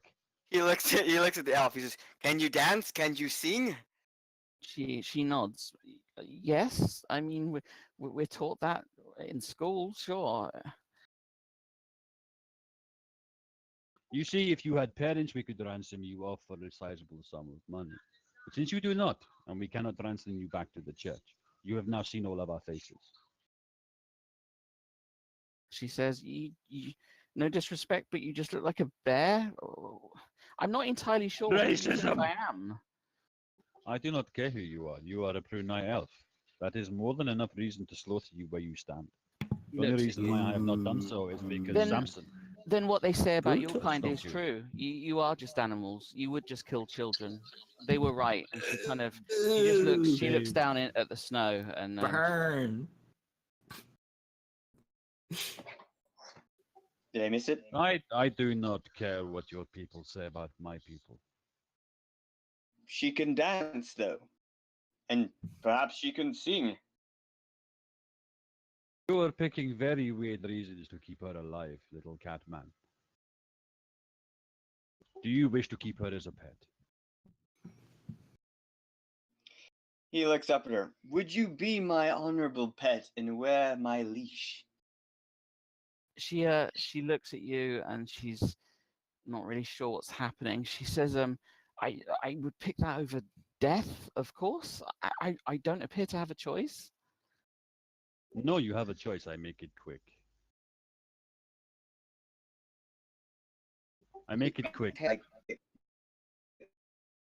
she's my pet, yes. She's my pet, my female elven vixen pet. Of course, yes. We will drink to my new pet. Here, Bearman, here, drink some of my absinthe. I tell you what, I will meet you both ways. We will take her to Listy and let Listy make a decision what she wants done with her. The cat looks relieved, even though he's killed many people. He's like, this girl doesn't deserve But to die. I must Doesn't- ask one thing and one thing only: that we take her into town, blindfolded and gagged. Of course, my pet, I would have her no other way. Oh, weird as fuck, man. Thanks for that image. You said it. Bring her to the carriage so that we can prepare. She'll go along with. The drunken cat's gonna help bring her along. I'm going to take the robe from the On Roet's side, okay. from the priestess, from the Inquisitor, who I assume is the Inquisitor, and I'm going to cut several strips of her dress off, and I'm going to use it to bind her arms, blindfold her, and gag her. Okay. You, Is there any okay. large chests in the carriage? There's a travel chest. Is there big enough to fit a 4-foot elf girl in it?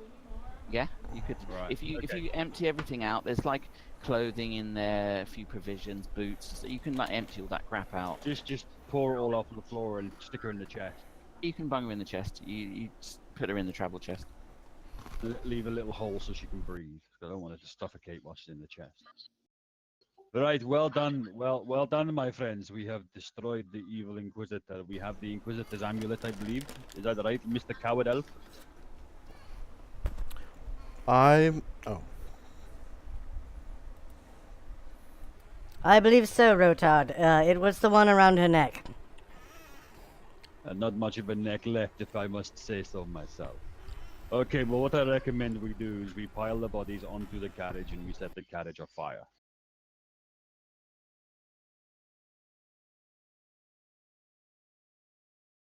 Anyone disagree?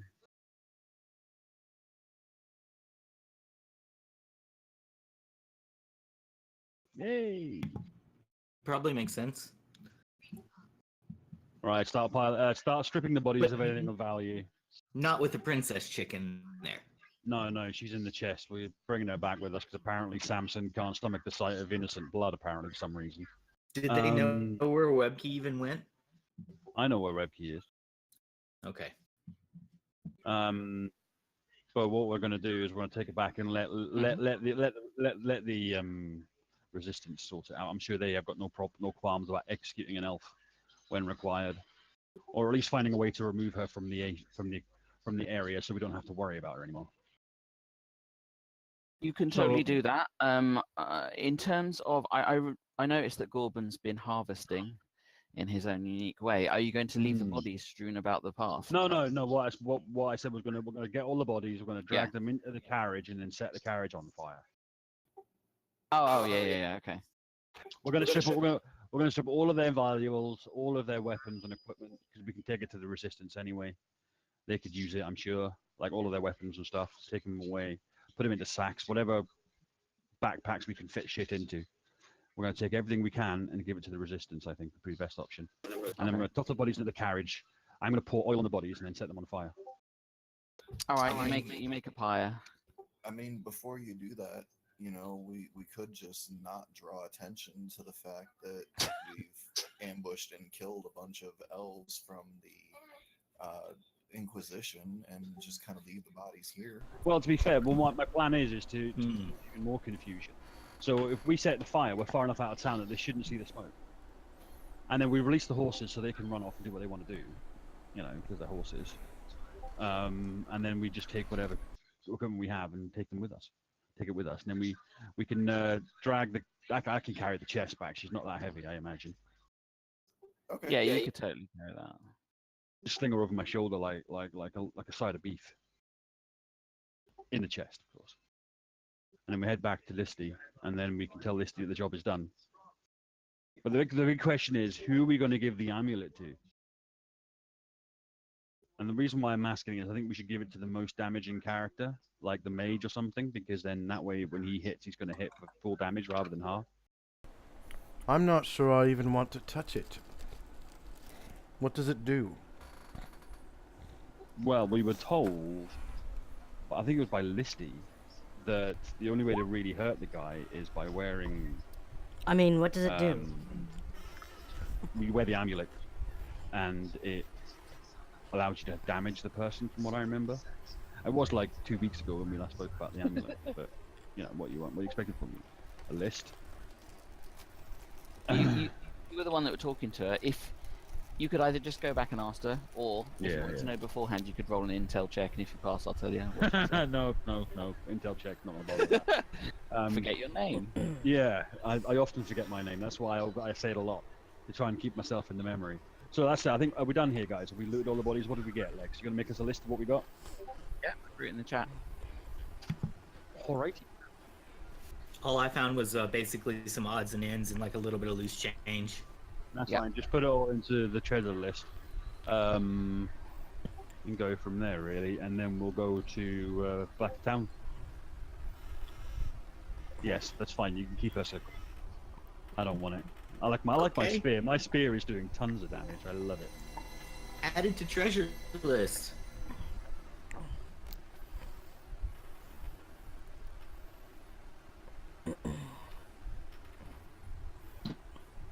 I take it they're the same people in the tavern when we arrive back? It's still daytime, so the tavern isn't open in as much as it opens in the evening and goes all through the night. But the doors, when you push the doors, Listy will open them and let you guys in, and then shut the doors again. And you come over with your chest. Good afternoon, Listy. She looks at you from over the bar. Successful, I assume. Just we have a minor problem. Just another day out in the snows. It's an advantage, I say, good sir. We have a minor problem. Do not listen to the cat, man. He's... What kind of problem do you have?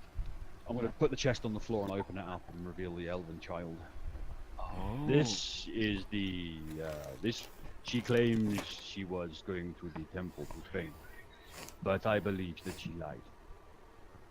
She already manifested some healing powers on our cat friend over there. Listy kind of comes around the side of the bar. I wanted to kill her in cold blood, but the rest were just too cowardly and refused to let me do it. She kind of looks at you and raises an eyebrow. You'd kill a child in cold blood? Yeah. To be fair, I don't trust her either. It is not. It is not about. It is not about her being an individual. It's about we have just killed everyone in that caravan, and she is the only witness. I believe she I do aided not wish our- to kill her. our I enemies. just have to. The girl remains silent, just kind of looking. Well, she's not looking around. She's She's blindfolded, blindfolded. so she just kind of stands there. Listy helps her to her feet, and she clicks her fingers, and one of the serving maids comes around, and she says, "Take the girl into the back, to that room. Keep her there until I come fetch you." Okay. And the maid nods and leads the girl out round the back and into like the staff area. We also brought you some spare weapons from the Inquisitor's men. They might find a use in the resistance if you are willing. Yeah, you have a few short swords off them, a couple of bows, a few daggers, A few arrows, stuff like that. Just Yeah, generic stuff, She takes them gratefully. She's like, "Oh, this will definitely help the resistance, certainly." Just it saves a little bit of money on the old rearming. We managed to get the amulet now. Now, just to refresh my memory, because I am so glad I forgot what you said about the amulet before. Oh yes. You see, Inquisitors have a natural, shall we say, resistance to magic. It's part of the gift that Auril gives to them as long as they wear their icon. Whosoever wears it would, I imagine, also be given that same resistance. So the chap you're after, he's a careful soul. On his throne, he has a field. Were you to penetrate it, you would do him no damage and probably hurt yourself. I imagine that should you clash the field while wearing the amulet, it should cancel it out. Ah, I that would see, I explain. see. Then the girl is innocent. I do not care if she is innocent. She is a Brunei elf, and they are all deceivers. Not all. Yes, all of them. Even the ones that I call friend, which is not very many. Only you, coward man. But since they stopped me from killing her as a witness, I give her to you, Listy, and the Resistance may do what they wish with her. She might be worthy of some information. She might be worthy of ransoming back to the group. Oh, I'm is sure down to we you can now. take care of her. I wouldn't worry about her. I'm gonna give her a massive wink as if say, yeah, take care of her. I understand. Listy uncharacteristically grins at you. Yes, yes. If you need me to do the taking care of, I will be available in 10 minutes. She says, "No, too messy. Leave things to me." Oh, you want to talk about messy. Ah, the Inquisitor was hilarious. I pinned her to her own carriage. It was so fun. I put She- my spear right through her shoulder into the cart, and then I did this really cool move where I used the spear to cut off her head. It was a very good move. You should have been there. She gets that slightly glassy look that anyone who works in retail or service gets when like a customer's just chatting stuff you don't care about. But she has that polite smile that we all learn to get as well. And she waves to the staff. They bring everyone refreshments, drink, and food. Oh, by the way, Lex, I brought the Inquisitor's head with me, and it's in a bag. I should have mentioned that earlier. Yeah. I have a plan for it. Creepy, good. No, what? I'll tell you what I'm going to do if you want to know. So she kind of regards everyone. So I guess the next question is will you attempt to save Webb? Are you going to go straight in there? We will go and find little Webb. She has probably danced and sang herself to exhaustion very soon. But I reckon we should leave tomorrow morning. It'll take at least half a day.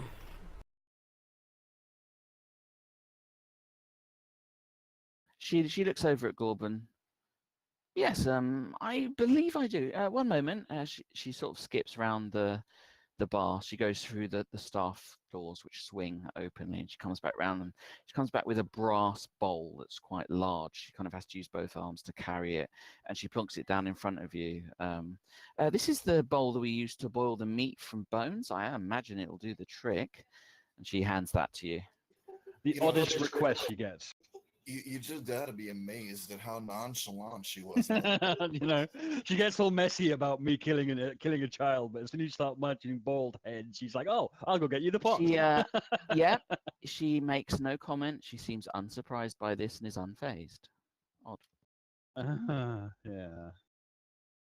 So then, what my friends, we should rest here for the evening, and then we shall. I have a plan for this evening, but the rest of us tomorrow we can leave tomorrow early. Is there a curfew in town, Lex? No. Okay. So while everyone's chilling out, I'm going to take the head downstairs into my little cubby hole in the basement in the cellar where I sleep, and I'm going to remove the tongue. I'm going to remove the eyes, and I'm going to carve the word deceiver on her forehead in Okay. nice little block capitals. To be fair, I might run out. I might run out of space to say deceive, but you know, whatever happens. You can use a rune to represent it. Yeah. That would fit. I hate that when you're writing one word and it's too long to fit on the one line, and you have to Exactly. write the other So you have letters on to, the next like line. you write deceive on her nose. Oh dear. Okay, so you have fun with the head. Also, Gorban has fun with heads. There's like some weird head abuse going on at the moment. Hey, there's Right. nothing wrong with some good head abuse. Oh, dude. Not in that way. Right. So my plan is to take the head and drop it somewhere it's going to be found in the morning as a warning to the rest of the Pranai elves. Where will you put it? Don't know yet because I don't actually know what's in the town, so very hard to do so. I don't want to get caught, obviously. So in the town, I do actually have a town map. You've got the usual places. You've got the tavern here itself, the town hall, the main church. You have the residence areas. You have a blacksmith. You have But stables. what areas are going to be more patrolled by guards? Probably the church, the bank, the outside of this tavern, the kind of tradey district areas. It's not a really big city or anything. It's just a town. The residential area with the homes will have no patrol of any kind. It's really just the kind of the market-y places, the holy places, the government sort of area. I mean, if you want to put it like in front of the church, you could do, but we do need to do some little rolls just to see if you get encountered or see if anyone notices. That's you my doing main stuff. problem. That's I don't want to get caught, so I'm being very wary about doing it. Yeah, so you'd have to kind of decide what kind of area you want to put it in. Hmm. Is there like a general square? It's not. There's yeah, so in the center of town there's like a fountain, and it's like a depiction of Oral, and it has her like pointing towards the sky, and from her fingers like water comes out of it. It's made of stone. It's fairly simple. It's not like a big deal or anything. But that's kind of center-ish to the town, and like the markets around it. What I'm going to do is when it gets dark, I'm going to put the sack. I'm going to put the head back in a sack, and I'm going to wander through town, just minding my own business, like I'm sure the goddamn God's seen me before. Walking through town, carrying a sack. And then I'm going to get to the statue, and I'm going to see if anyone's in the area. Where will you put the? How are you going to arrange the head? I'm not. I'll tell you if anyone's in the area. I'm looking for people to see if anyone can spot me. I'm sniffing the air to see if anyone's around. Sniff the air. There's people walking about, going about their business. The guards kind of do their patrols. It's a village. There's people. Well, I'm going around. to sit and eat something out of a bowl or whatever, or like a dried meat, and just watch the crowd and wait for the crowd to get really quiet. Just sit there minding my own business. I'm going to let the head, the sack with the head, inside the fountain. So if they do stop me and ask me questions, they should be hidden from them because it's in the fountain behind me. You see what I mean? And then once it's quiet, I'm going to stick the head on the spouty fingers. Okay. So that all the water will pour out of her mouth, rather than. Okay, that's going to take some finagling. So you can certainly do that, and you pick your time.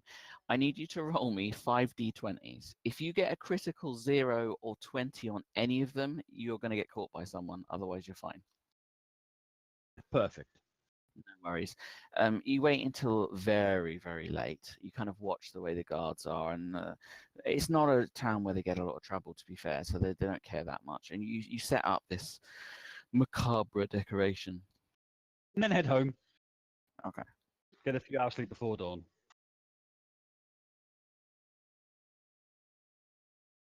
Do the rest of you want to do anything specific during the night other than rest, besides your head preparation there, Corbin?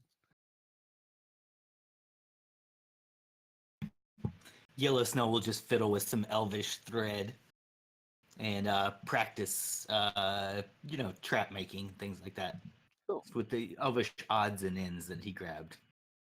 Offering to the party to divide them up, saying things like, here we have 130 feet of elvish thread. That would be 12 and a half feet per person.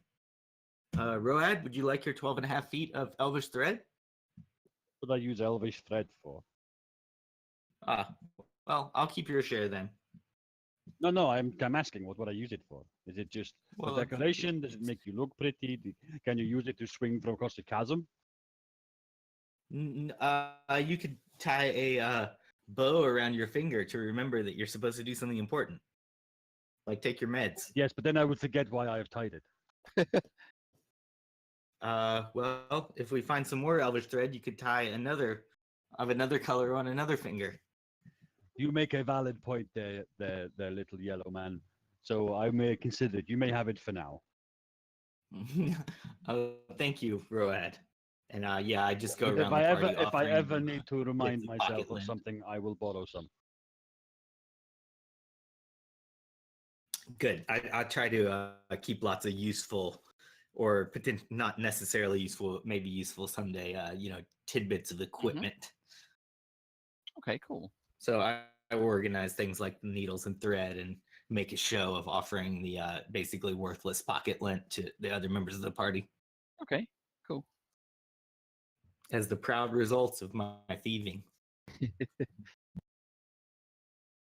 Corbin prepares his skulls, making them into his ornaments.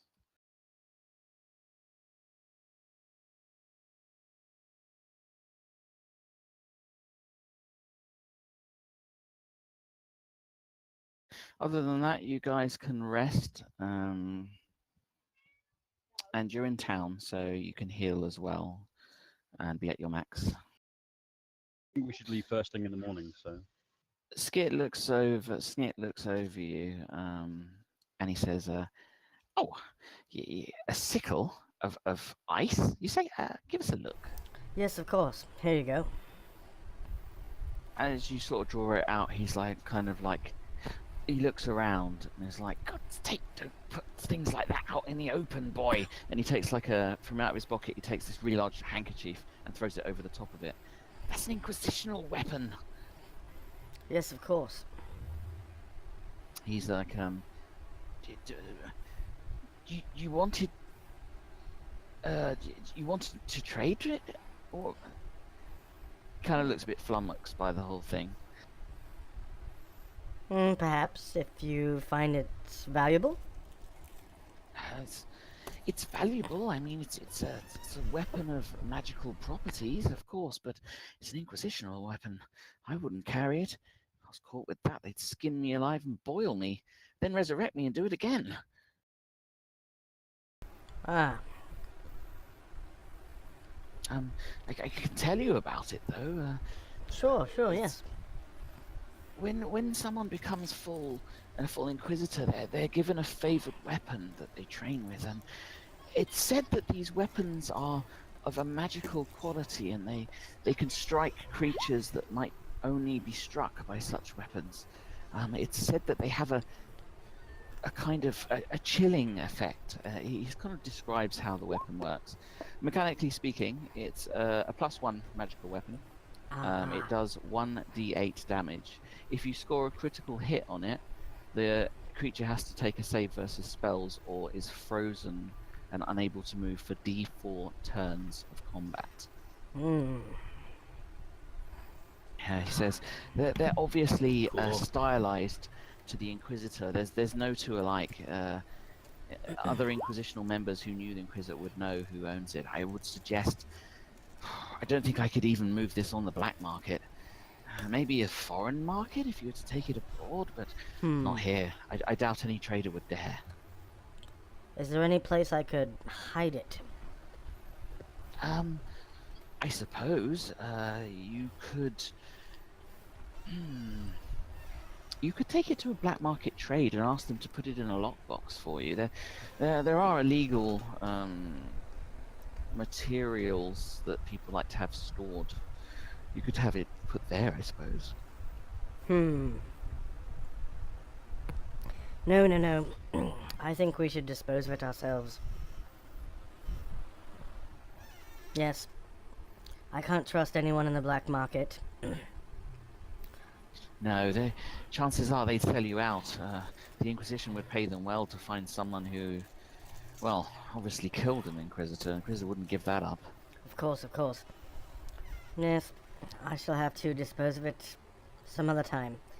Thank you, Snit. You've been very helpful. I wish I had money to buy you a drink, but of course this last adventure was another big goose egg in the coin department. That's the way it goes. Don't worry about that. I'm a well-off greenskin. Ah,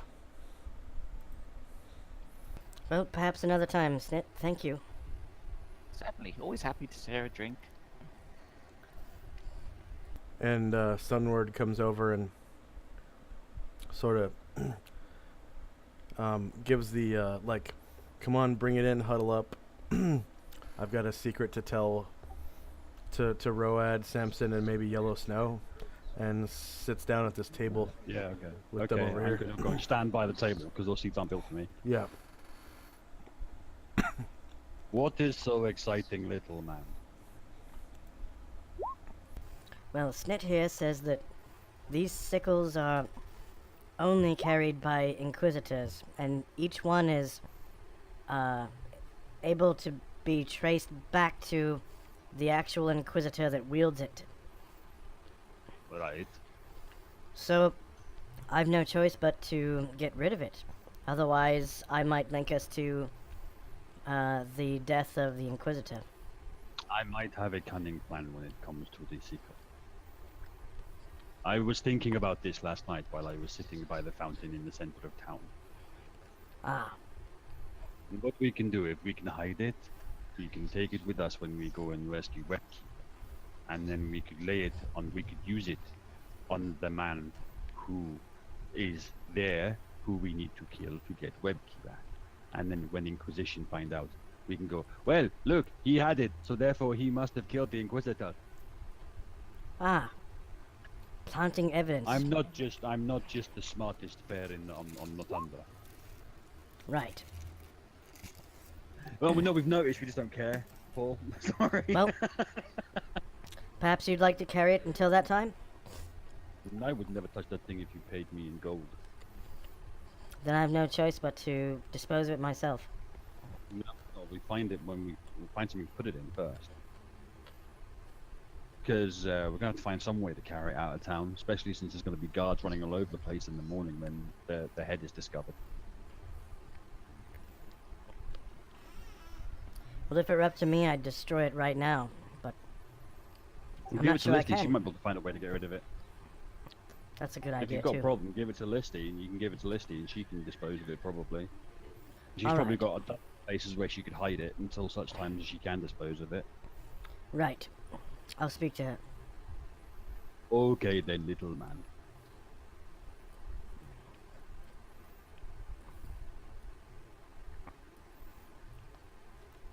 Psst, psst. Misty.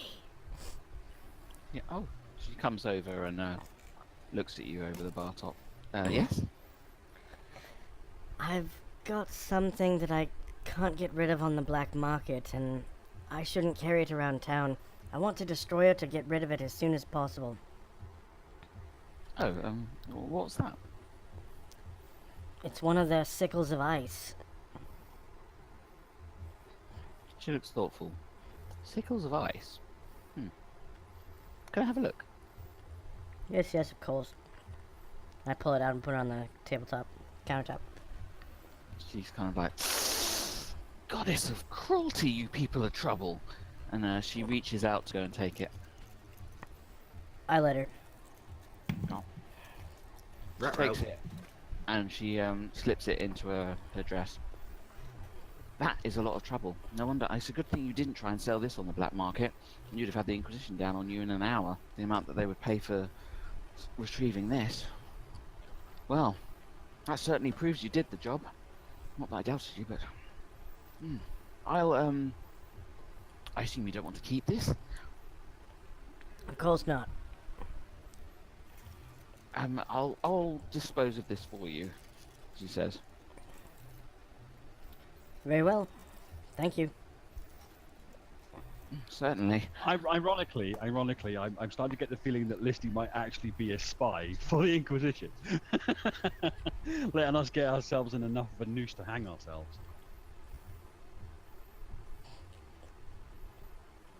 So the morning comes, and there's a bit of a clamour around the town. The emergency bell was rung at about 7 in the morning. The guard presence is up. People are banging on doors asking questions. You see Listy at the tavern door. You can hear her having a conversation with two of the guards. She has that kind of petulant sound to her voice that she uses with the guards. I'm gonna, if I hear her, I'm gonna stand behind her because obviously I'm the bouncer of the club, so the tavern. So I'm just there to make sure nothing happens. I just stand there smiling at the guardsman. She informs the guardsman she has no idea what they're talking about. She has travellers here, but they're all of low to no import. The guards kind of nod and they wander off, and there's like you can see they're doing searches, like banging on people's doors asking for information as to why an inquisitor's head has appeared on a fountain. And there's that kind of happening around town. Oh no! Who could have put the Inquisitor's head on the fountain? Ooh. Gorbin's still asleep in his room. You can hear snoring. Sounds but like that- trouble. Y'all better just hope there's not a cleric smart enough to cast Speak of the Dead on that damn thing. Well, I removed the tongue and the eyes for a reason.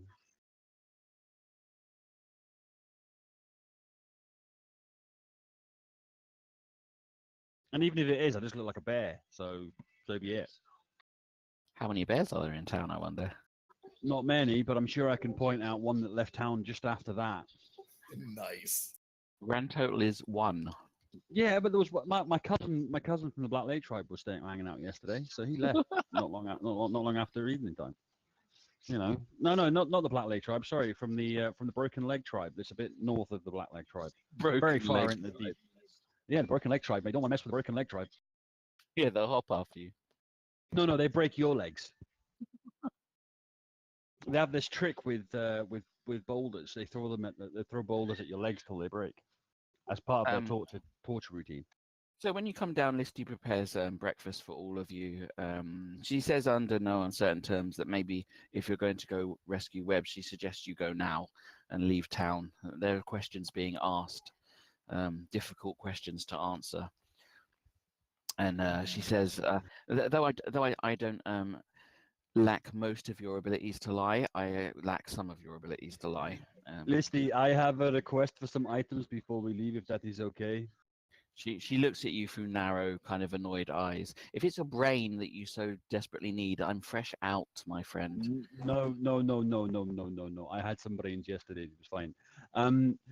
What I am talking about is I need several items from you, if possible. I need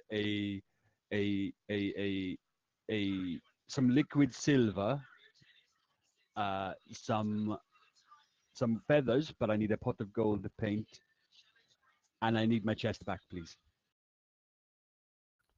I can give you your chest back, but I'm not a blacksmith. Why would I have liquid silver? That liquid silver is easy to get. You just get silver and you melt it. Yeah, again with that, I'm not a blacksmith. I suggest you wake up your snoring companion and be about your business. Are you telling us to leave? Are you, Listy? Yes, Road. I'm telling After you suggested we kill the Inquisitor, after you gave us all of the information. If they take me down, I'm taking you down with me, Listy. And I'm just laughing. Yeah, I'm laughing she hops over the bar, laughing at her. and she stalks over towards you. And roll a charisma for me. Oh dear.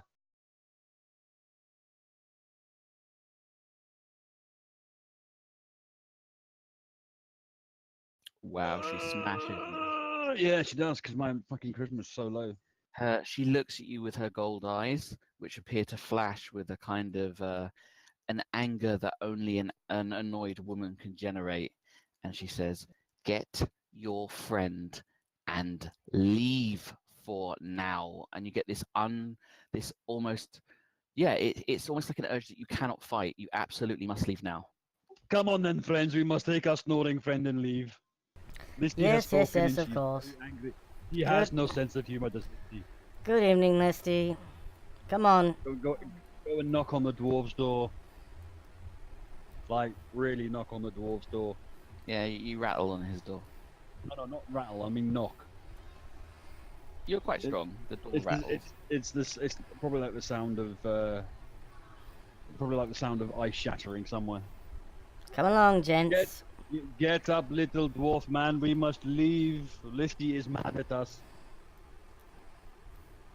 Me, per se. Did you lock your door, Paul? No. The Fine. door kind of opens a little bit as you're knocking, and you see the dwarf is out of it, snoring really hard. Is there a bucket in there? Is there like a night There's a soil wash bucket? basin. There's like a wash basin. Little. There's no like night soil bucket. All right then. All right. What I'll do is I'll get the pitcher of water that's got for the wash basin, and I'll just pour it over his head. Okay. Wake him up. Try and wake him up. And if he doesn't wake up, I'll leave him behind. Got no problem with that.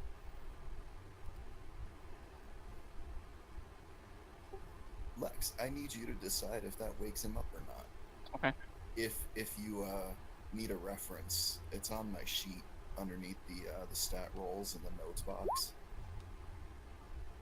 Cool. Oh, he's like specifically, he's so hard to wake up that he has a stat for it.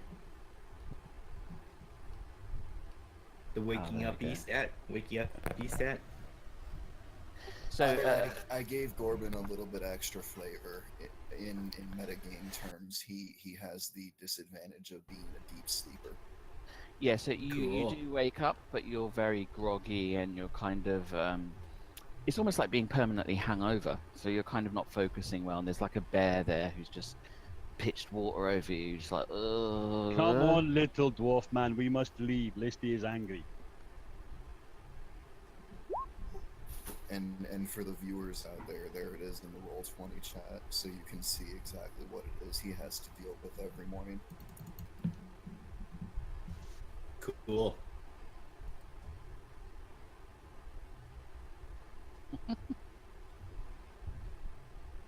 You could That was- just. I was just gonna drag the bed out with me. Take it with me. Well, you could grab him and just like lift him up. No, we've got to, he's got to get under his own steel, man. We've got to leave.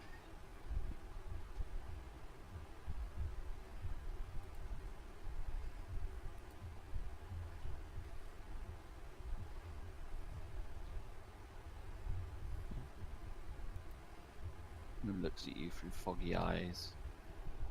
Come on, chop, little dwarf man. We have to leave.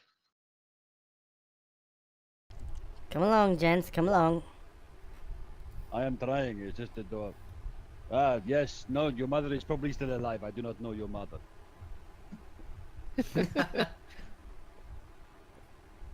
We need to leave. Hurry up, little dwarf man.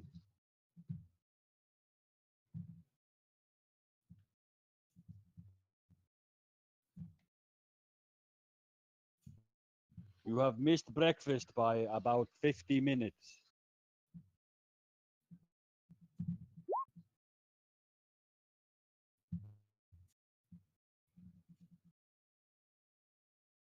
There are no trees in sight. I think he's grumbling.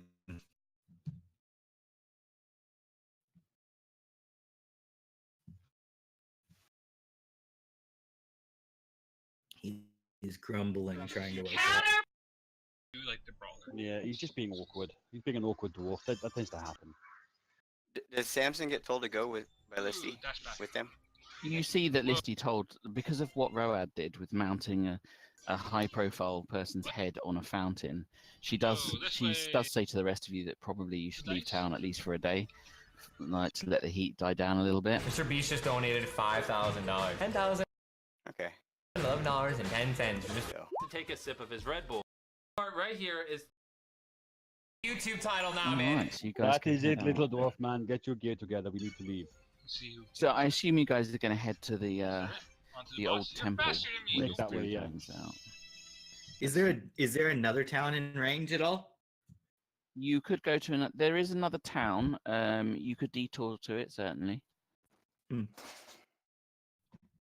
Bartender named. Well, as a young rogue, I always enjoy meeting lots of new people and crowds.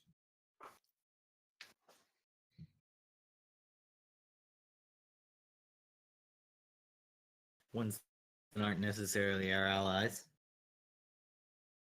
You talking about robbing the crowds again? I'm just talking about looking around for odds and ends.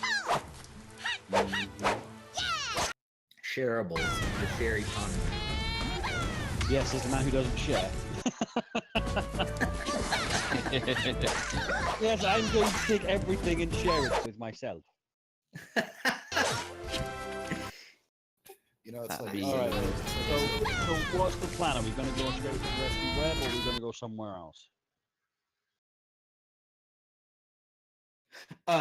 I'm indifferent to it. I was, I have a secret reason inside for my character that I'm thinking about, so that I need to worries. run across some ambiguous NPCs at some point. Mhm. Like, I mean, I could have done it last night, but I didn't want to.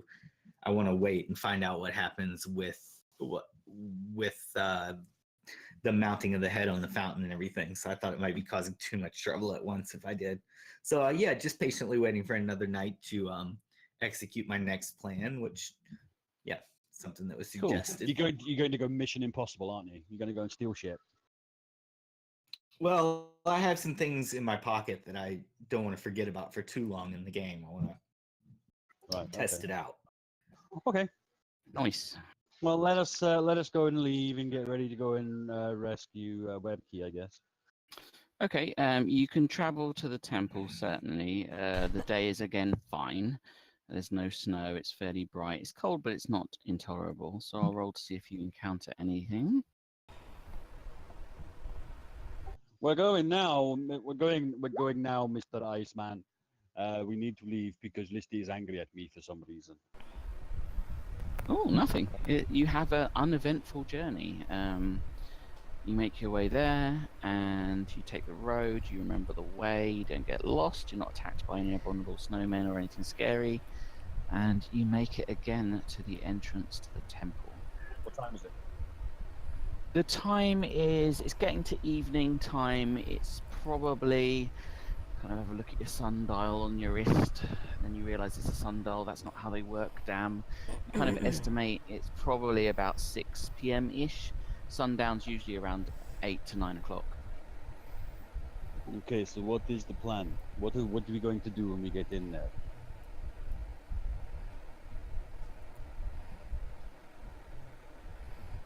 I do not know Iceman. I do not know Iceman. Apparently she is upset because I joked and said that if I was going to get taken down, I would take her with me. I was joking, but you know, women and their sense of humor is not very good.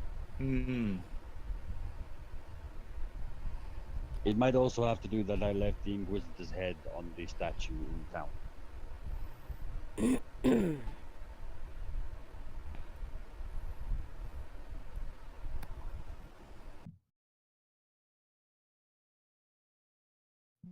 Right, so what are we going to do? Who's going to wear the amulet?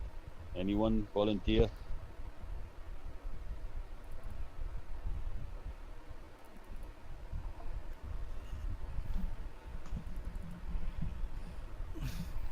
Samson stays quiet. Yeah. Just adjusts his goggles. Okay. I guess it must be me then, since no one else is brave enough to wear it. I do say, should we be having the bear man in charge? I'm not in charge. Yes. He seems to be in charge. I am not Yes. in charge. I am just a friend. I'm just a friendly bear.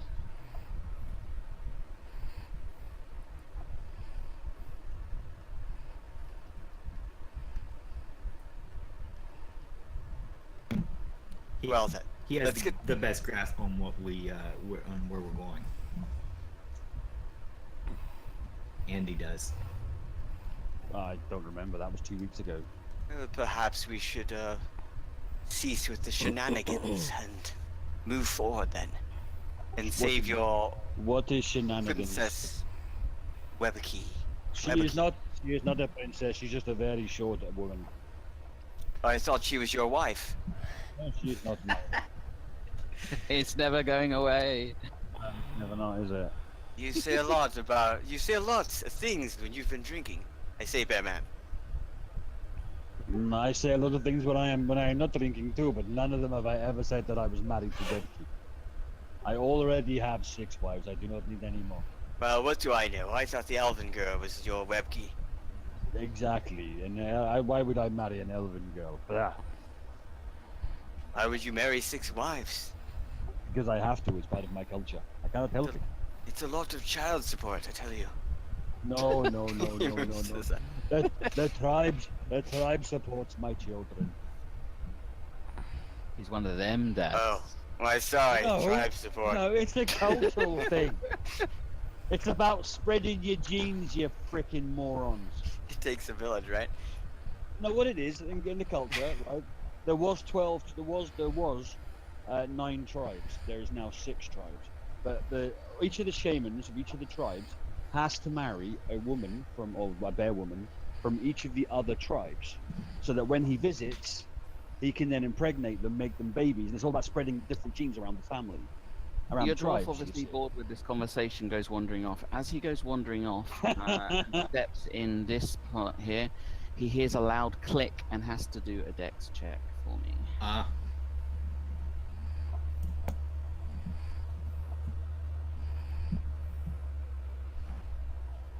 I don't think I can move, by the way.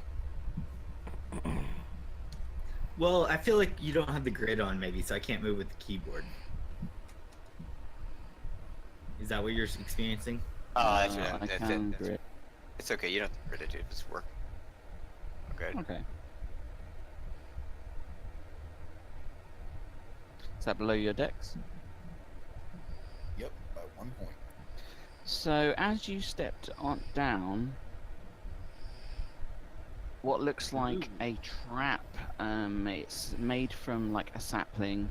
It's got 2 sort of spikes in it. Flies out of the wall, and you just kind of reflexively lean backwards, and it goes whoosh, and whooshes past you, and then kind of like goes, brrr, and then it's just completely done. It's like a one-off trap. So you're like, oh. See, the funny part is, me as a player, I remember some sort of traps being in here, but Corbin hasn't been here. We go by the Yeah. front door. My PC should probably go back to checking for traps as we come around new corners. You entered through the only entrance that there was initially.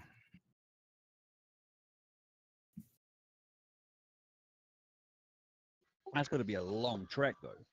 Anyway, unless there's other traps, his shout stands. Mm-hmm. So as you sort of round this corner, Gorban, and you enter this room, on the floor is a kind of a gooey substance that's up to, on you, your knees. So it's about that deep on a dwarf. So how deep would that be? That would be like... He's only 4'2". Yeah, so it's not too deep. It's like a slimy, slithery kind of substance. It smells kind of earthy and meaty, and it's a bit foul. And in the substance, there are indeed creatures that are lurking around and are moving. You see him as you poke your head round the door. I do not recognize this place.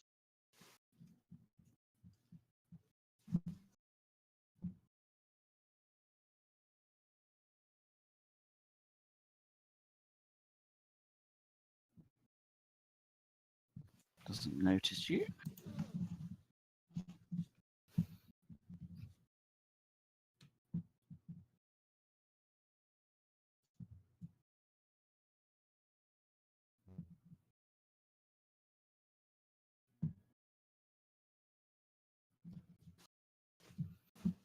And as you kind of stick your head around the corner a little bit, you kind of like have a look to see what you see.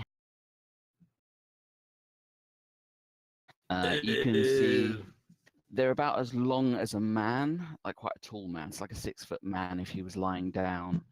They look like large slug-looking creatures. They have like gnashy little teeth on eye stalk thing, sort of moving through. I don't know if the it's just slime. me, Lex, but you're breaking up through that conversation. I heard tiny little teeth under All eye right, I'll go stalk again. thingies. Yeah, I'll go again. You see basically what looks like a giant, well, not giant, like a man-sized slug creature. It's got gnashy little teeth. It's got those creepy eye stalk things, and it's moving through the slime and the goo in this tunnel. It hasn't noticed you guys yet. Well, they look like they might have something on them that hurts, so he's gonna mutter a little prayer to Clangeddon, and as he completes the prayer, his beard turns into a sheet of I love that spell. Turns into a sheet of what? refined silver. Huh. That is one of the spells of Clangeddon, indeed. For His the AC. viewers, it's a specialty priest spell that Clangeddon's priests get. It's called Silverbeard. His shield, his beard is effectively a silver shield, which adds a bonus to his armor class. Nice. See, all I get is 6 wives and a whole bunch of combat abilities. Sucks. So for the next 12 rounds, his AC is improved by a whole 1. It's not really that great, but it's cool because, his beard turns into silver.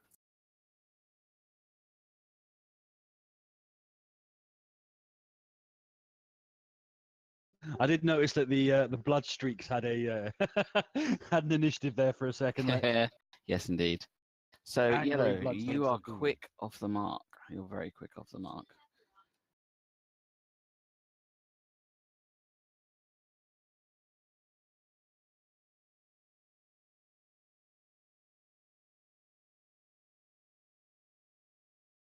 In terms of how wide the area is, Yellow, if you wanted to, you could move past the dwarf into that tunnel to do anything you wanted to do, or it's kind of up to you what you'd like to do. You know what I love about that spell, Lex? So from where I am, oh, go on, Paul. What was that, Gold? Okay, so from where I am, Lex, I can't even see the slug, but Paul's relayed to me that it's there to the right, to the east. You can fit around the door. So when he said, "Oh, look, there's like some horrible things," you could peek round for a free action and be like, "Oh, that's gross." Well, probably what I'd do is I'll peek around, and once I see where the creature is located, I want to look sort of on the floor in the like I want to protect the party by checking for any traps between us and the slug. So I want to make sure that that if we step out into the hallway, that something's not going to fall on us right, like a net fall on us right there. So I sort of peer out the hallway and look for mechanical traps once I see where the adversary is slithering.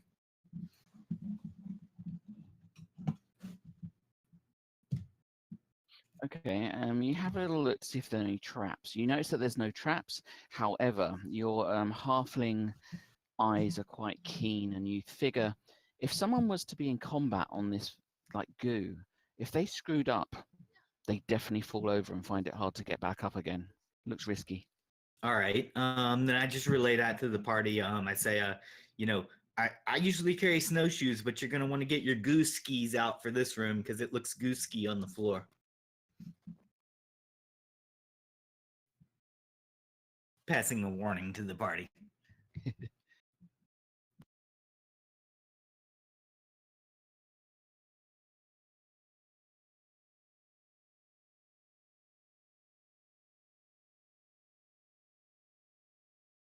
How far down the tunnel does it go? As far as you can see. Damn it, I can't run against the wall and hop off the wall. It's not on the walls itself. The walls aren't touched by the goo. The goo's only like a few inches thick. It's enough to kind of be annoying and maybe make you slip if you screw up, but it's not like covering the walls or anything like that. It's a deadly pudding. I know it. Okay. Is there anything on the ceiling like like to hang from? It's just the kind of the ancient brickwork. So with a climb check, you could probably make it. So, Sun, you Cool idea.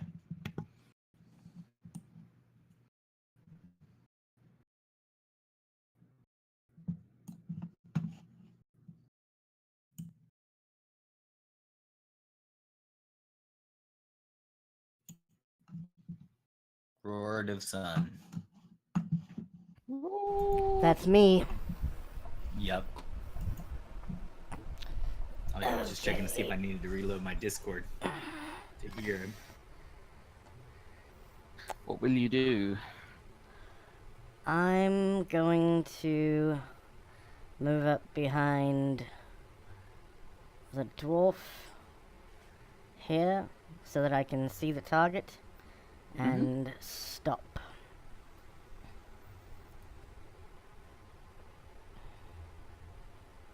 Okay. Creature. One of its eye stalks, as it's waving, kind of moves around and focuses on the shapes in the doorway. It slithers its way over. And it's going to decide which one it wants to attack.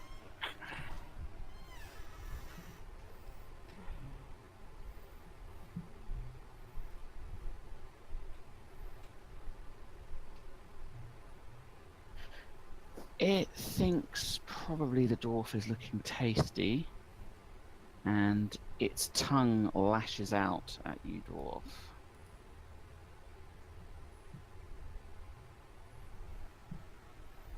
Does 23 hit your AC? Oh yeah, that's only a 16.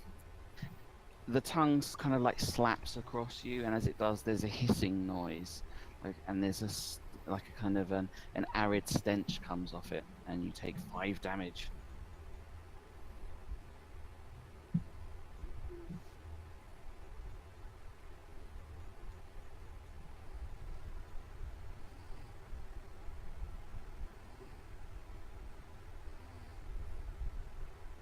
Kitman. Okay. I'm gonna try to climb on the roof. Yep. On the ceiling. Yeah, I'm not gonna dance on it, but I'm gonna climb on it. And let me get my percentage here. Oh my god, I get the reference. Sweet 80s. Let's see. I'm just looking at my percentage. Climb walls. Okay, don't fall. Big bucks, no whammies. I have a 75% chance. Oh no! Oh no! So you kind of scamper up the wall like cats do when and then they try and do that jump where they fuck it up, and you kind of like get to the top and you scrabble around a little bit and you drop down, but you're a cat, so you land on all fours. Records it and puts it on YouTube. Just so you know, I'm going into the corner there, is where I was heading for, and I go, oh, damn!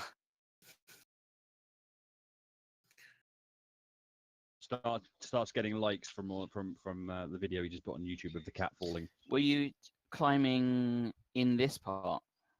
I was going to climb in this corner here. Okay. When you kind of you flip round to land and you land in this gooey stuff, dex check for me.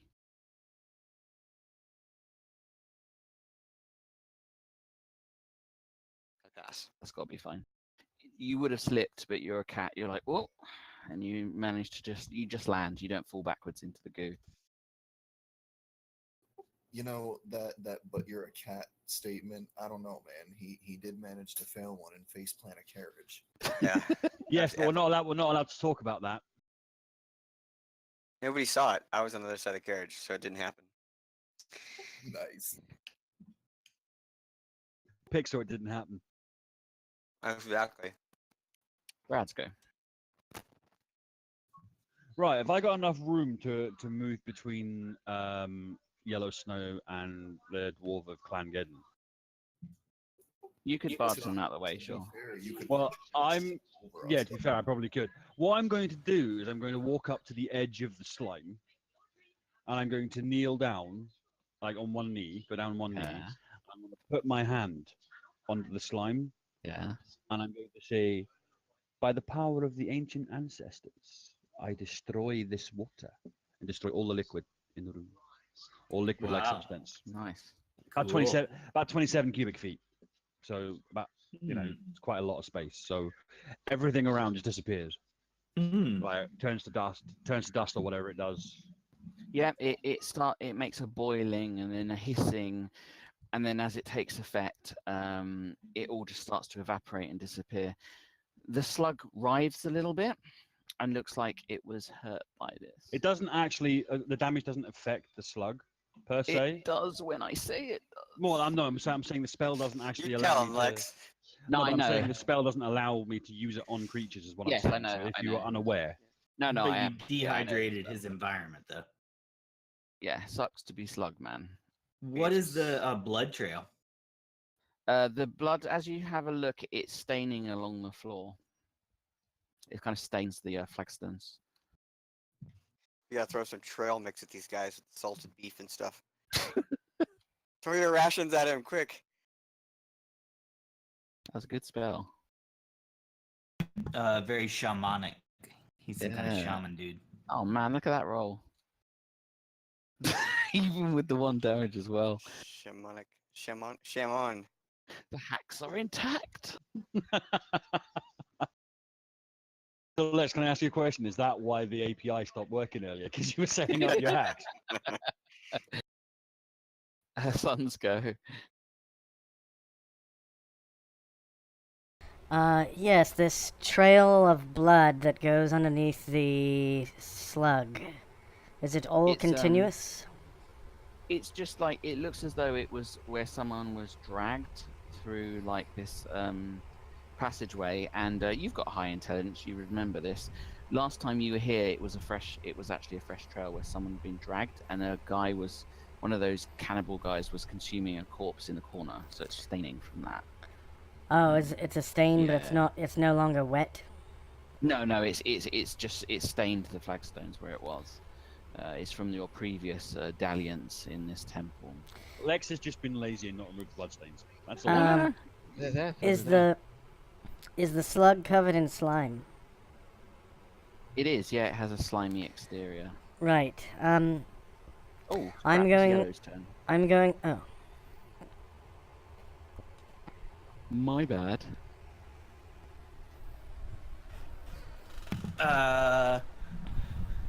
Yeah, my action ID has changed. So there's one semi-disabled slug right in front of me. Yeah, it's looking healthy, but it's not looking happy. If slugs. are Yeah, happy. I'll and most of the goo is gone from the ground, so I'm not super worried about the dex thing anymore, or climbing on the wall. Hard to know. I shall drag my short sword along the side of the slug and try to cut him open. Cool.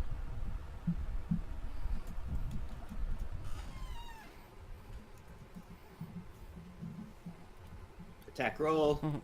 Miss. Oh. Don't get through the slippery, slimy goo hide. What the fuck, man? Yeah, your blade kind of slips across the slime. You're like, ugh. Anybody got any salt? Oh, I say. Good strike, Yellow Snow. It's the sarcasm wakes up. It's a great suggestion, Road. I've got some salt actually. If I didn't think about using it this round, but I'll try it next round.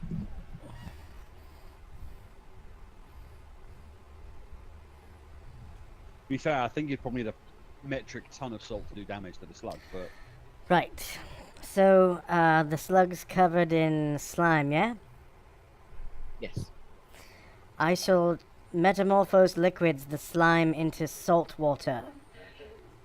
Oh dear Jesus. there's no slime left. I've already destroyed it. No, the actual. Ah. mix it. Right. All right, cool. So that's going to be its entire border. Right, let's Nice. look this up because I need to work out damage for this. You could give it acid damage, maybe. 'Cause2d12 it per round. does actually, it does take damage for salt. Here we go. Sorry. It's what is going to be more than that? So.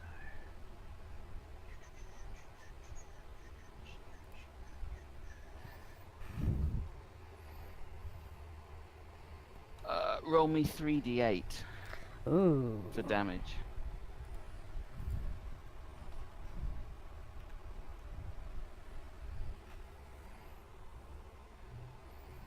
You transmute it, and the slug, it thrashes around, and obviously it doesn't say anything. It's a slug, but if it did, it would be along the lines of "fuck."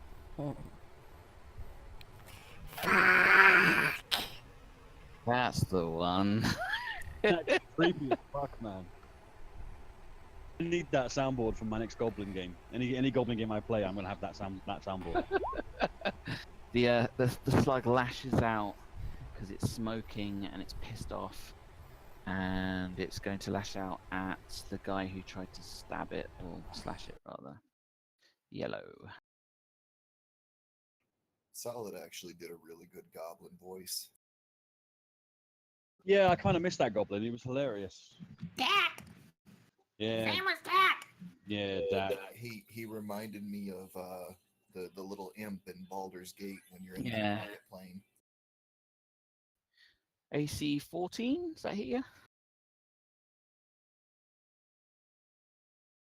Mr. Gold? Who are you asking? You. Who's the target? Me? Yeah, yellow. Oh, okay. AC is 17. I got hide armor and good dexterity. You easily dodge its raspy, smoking, acidic tongue. Catman. I withdraw. Without falling. I try to go against the wall like this.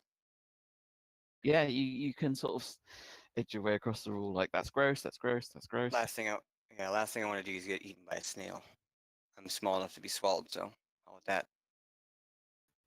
Sound plan. Sorry, guys.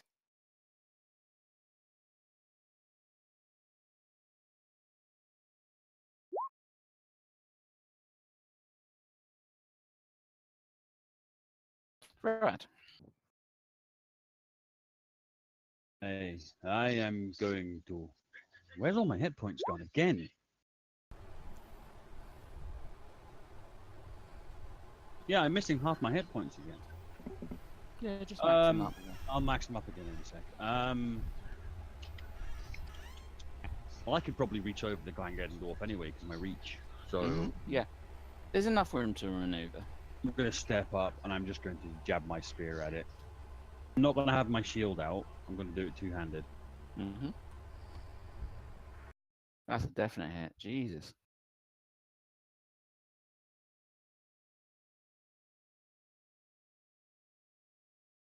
So your spear tip punctures its meaty hide, and it thrashes around desperately, but it's looking very, very weak indeed.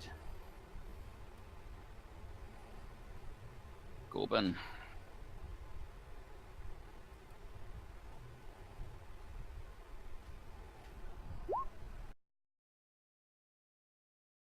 Yeah, take that. And in this time, it wasn't 1 damage. What?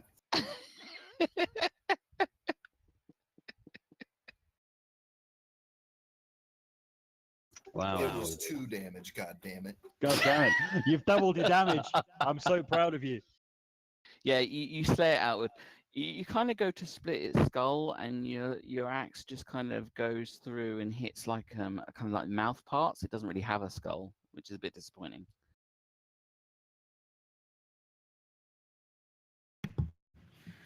All right. Having seen now, I don't know a whole lot about that character. Let's see. So well, I guess Jason's just got the one character. Is it Jason? Is it Samson? Is that a magic user? I will get So the translator. I saw some sort of transmutation occurring, right? Yeah, from your pronate elf, Sunriord. Oh, Sunroar did the transmutation. Okay. I saw the transmutation and I heard Road mention salt. So thinking of that, I start going through my supplies and find some of the salt that I have. And I throw a handful of it at the face of the nearest slug, of the one that's not dead. Okay, you throw the salt over it. It's impossible to miss. So it's an auto hit, and you can roll 1d6 for damage. 6. Hey! Salt in the face of the slug. It thrashes around, and where the salt touches it, there's a steaming hissing from it.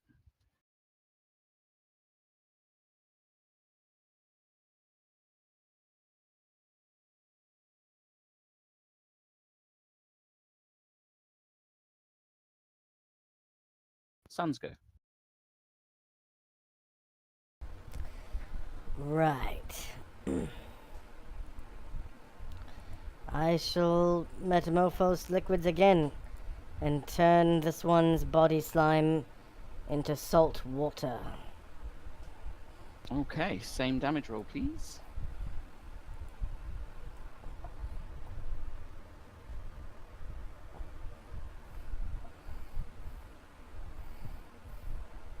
Jesus. Fucking hell. That's a lot There's- of damage. There's a massive hissing noise, and it's kind of like rolls around on the floor, just like, and its eye stalks bulge, and it thrashes around, and it looks very, very close to death. Catman.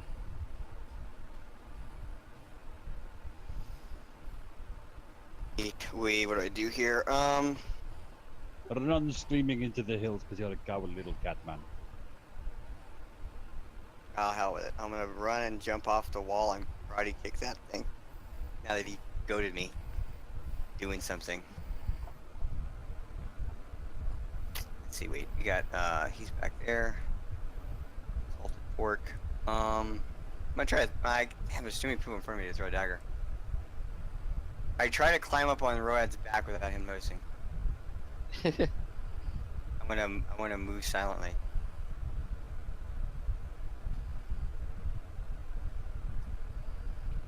To get a better vantage point. Fairly big squeeze. It'd be difficult for Rod to throw you off. Ah. Apparently That's a I bad can't. roll. I can't climb up his back. You kind of scrabble around on his back. You see, what I didn't tell you guys is I put some anti-climbing devices on my back. like large Anti-climb spikes paint and shit. just on your back. Anti-climb plate on my back. Yeah. But I move silently when I do it, so when I fall, nobody notices. Yeah. Nobody looks around. No, I'm just embedded like dozens of little spikes on the back of my arm. You're just like, nobody saw that.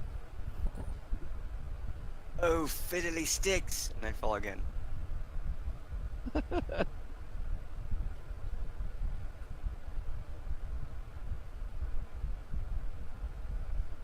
This slug. What does the slug know? The slug knows that it's almost dead and was on fire, more or less. The slug's had enough.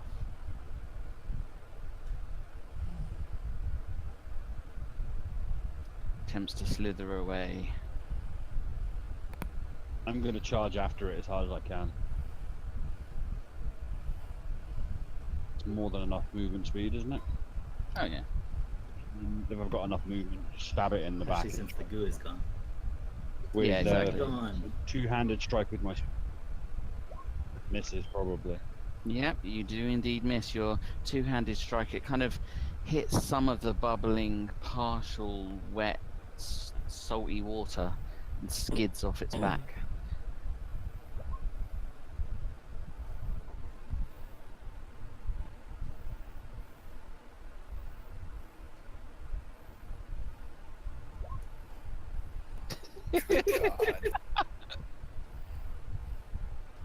You two unarmed partially transmuted targets, and your axe attack skids across its slithery hide. Can Yellow dispatch it? Doubtful with these dynamics. I will scan the hallway near the party for traps and make sure that see what else I can figure out down Yeah. this way to make sure they're not getting drawn into one as the slug retreats. Yeah, you glance around. There's no signs of traps or mechanical, like anything that would trap people. It looks clear. Well, I don't feel comfortable shooting my bow into that traffic situation. I know there's times when I can, but it just looks too crowded in the hallway to use my short bow on the slug. You know, I could maybe run up under Road and throw salt from between his legs. Let me check the distance.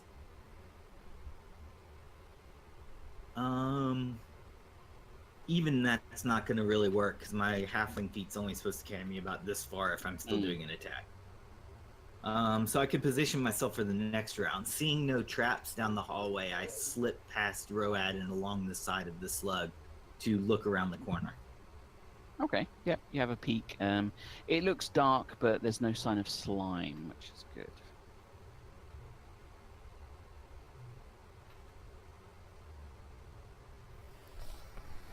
Right. What's that right there behind the slug? It looks like a, it's rotted, it's like this skeleton.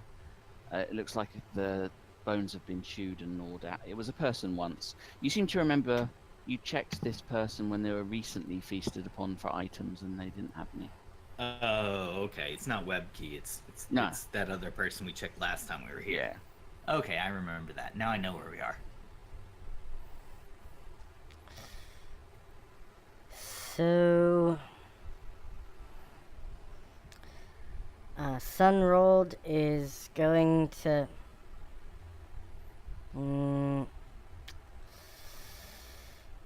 Yeah. Well, I don't have that sickle anymore, so. Can I roll a cold shot against the armor class of that slug to avoid hitting my friends in melee with it? Yeah, so because we do simplified combat, pretty much if you fuck up the shot, like if you roll like a 1, then you'll hit your opponent. Otherwise you can, as long as you have line of sight, it's fine. And it's a hallway, it's a big enough slug, you can take a shot. Okay. Yeah. I think that might be my best bet. Right.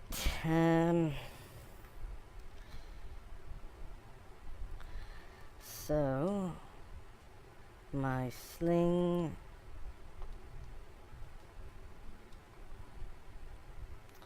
to hit.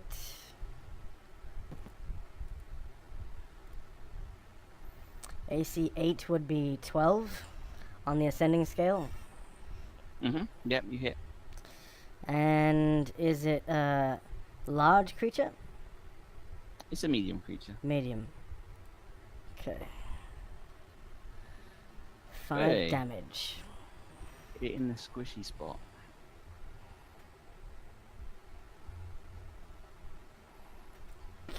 That's the one that. You slay the beast. Yay!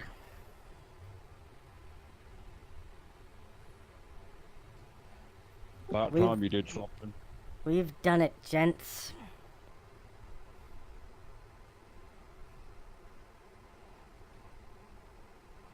The slugs are defeated. Nice shot.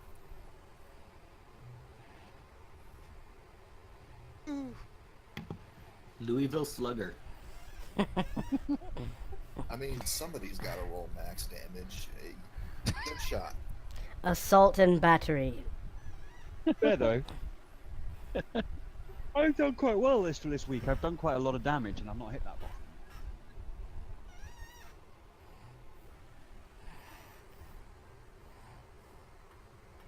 I like that assault joke. That's funny. Let us go. Assault.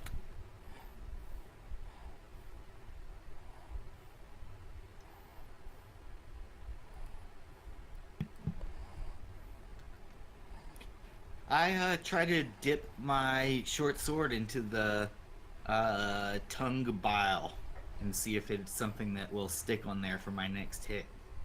Okay. You kind of run your sword along it, and there's a hissing, smoking. You can see Uh-oh. you've got a some of the corrosive liquid is on your blade. It doesn't melt your blade, but it does coat it. So your next Okay. attack will convey bonus damage. All right. You'll have to keep your weapon drawn, because if you try and put it away, you're gonna have problems. Okay. I hold the corrosive stinger off to the side as I walk down the hall. You-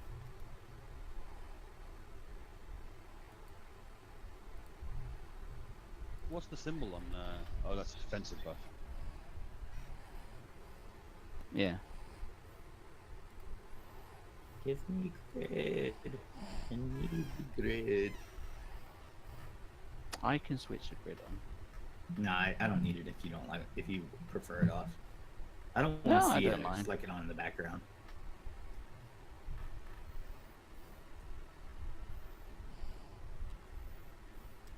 There you go. So Paul's got 9 rounds of shield, so we got to keep up with how many rounds we walk for until his shield goes away. That's better for movement. Walking's pretty much almost kind of real-timey because it's short distances, but I'll keep an eye on it. Yeah. Okay, there looks like some more goo up here once we go around this corner. Yeah, I'll as you go Run around the another corner, trap check. you can run a trap check.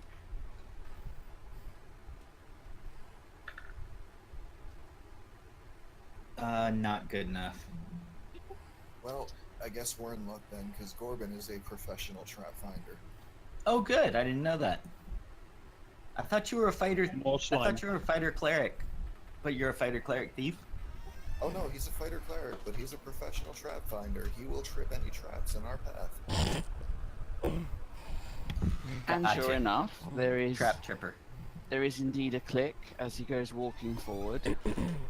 See? Told you he's a professional.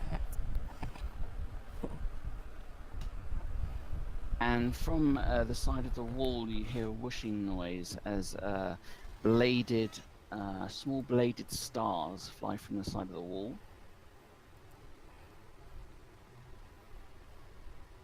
So, Dex check, please.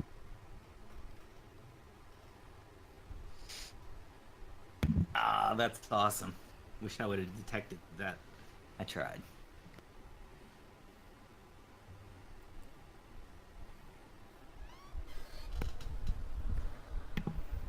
I like how Lex's dungeons have traditional D&D traps. I also think the owner of the dungeon's gone to Monsters R Us while we've been gone. Oh, look at that. Let's roll some damage. Oh, what a time for a 20. You take 5 damage, and as you're kind of trying to dodge them, you slip and fall face first into the slime.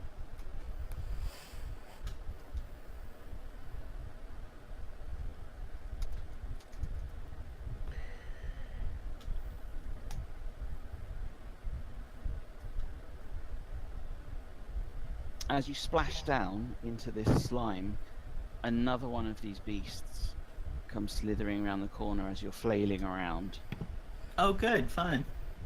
and gets a free attack on you. Oh, not fun.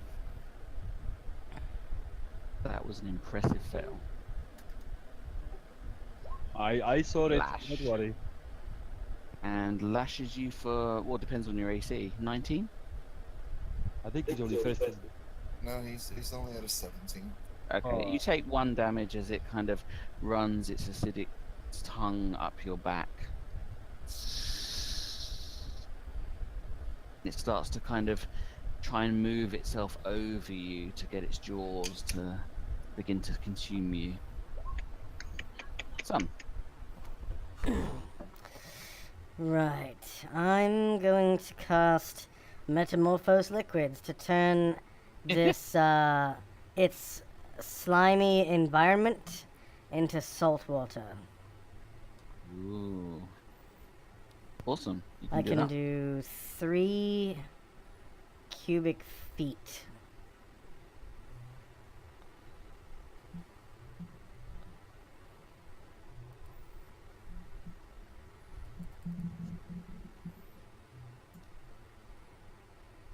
Okay, as it's underneath it, I will rule that it will take 2d8 damage and will continue to take that while it remains inside this bad environment for it. So you can roll the damage if you like. Quality.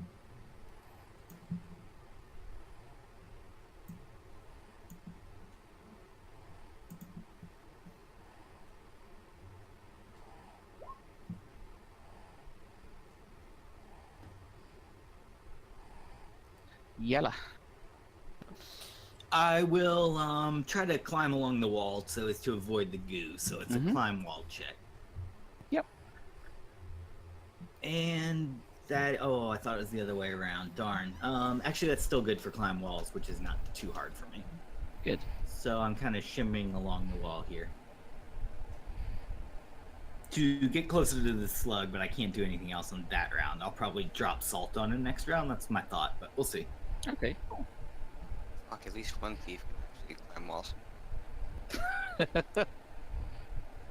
The slug is going to try to finish its meal. Well, to be fair, I really need to do my math again, or with the hide armor and stuff, and see how much that penalizes it. But I think that roll was, I think my percentage is around 65, so I think I was good. Good, man. But considering the hide armor, yeah, it is a questionable call. The hide armor and the low level.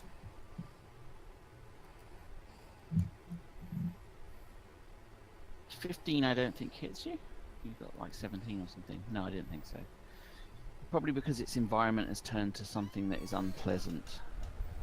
It's not able to gather you up in its maw. Catman.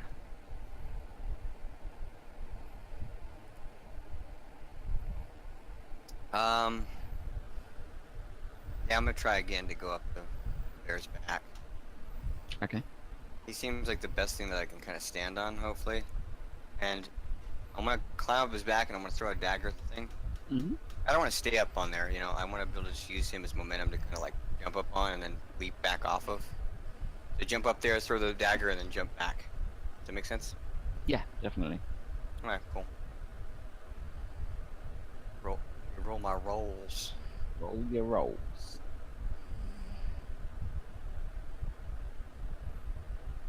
Hey, got up his back. Yeah, skillfully. Move silently. Bear didn't hear me anyways. I felt me though. And I'll make an attack. Yay. 18. Yep. Nice. Probably hit on that too. Let me see, where's my... That's some ninjutsu you're doing there.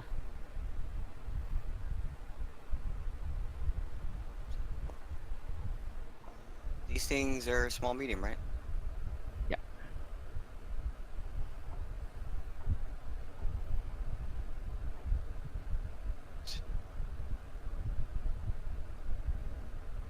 Oh. Yeah. Samurai flying cat. Yep, you puncture one of its eye stalks with your thrown blade. I did something. The bear man. Road doesn't actually like being climbed on, but he'll let him off for once. Instead, he's going to raise one paw and just point it at the slug. And he's going to say, "By the power of my ancestors, I command you to stay." And then you just command on him to stay in one place. So Okay. he needs to make a saving throw versus spells. If he doesn't, he fails it and then does what the command is to do, I believe.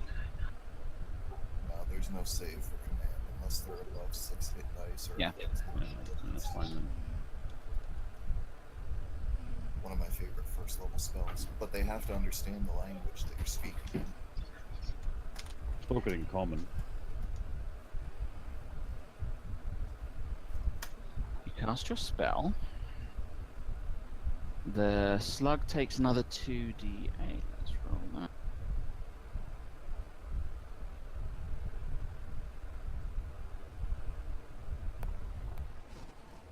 Ooh. It's looking bad. Damn.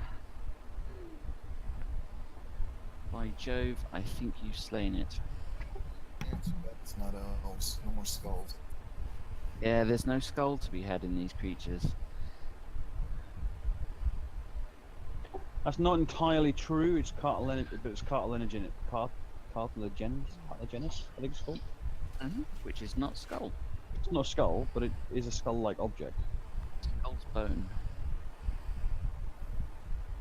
Man, you can take one of its eye stalks and then like dry it out and tie it onto your testicles. I don't know. Whatever it is you dwarf people do. Yeah.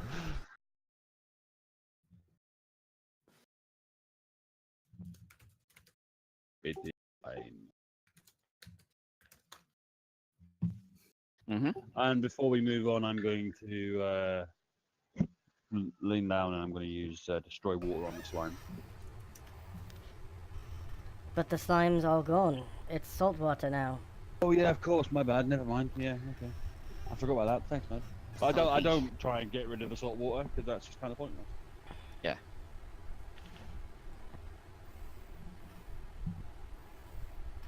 Looks clear, no traps ahead. Come on then, little friends. Let us go and kill more of them. Right, on with it, gents.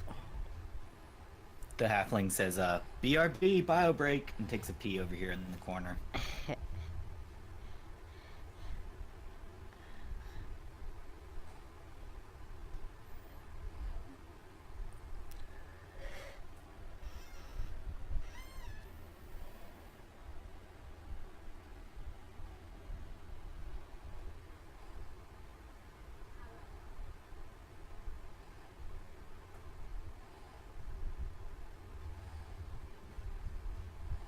Just exploring the dungeon, minding my own business.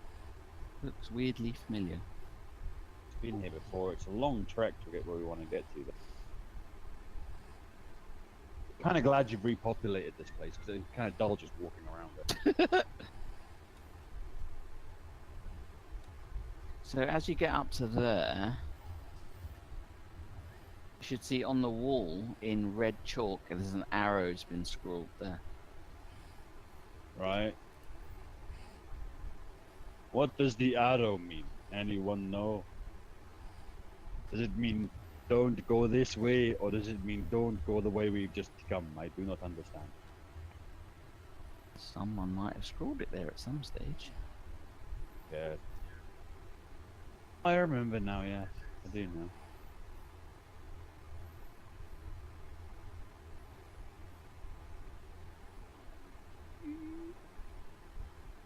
Stop.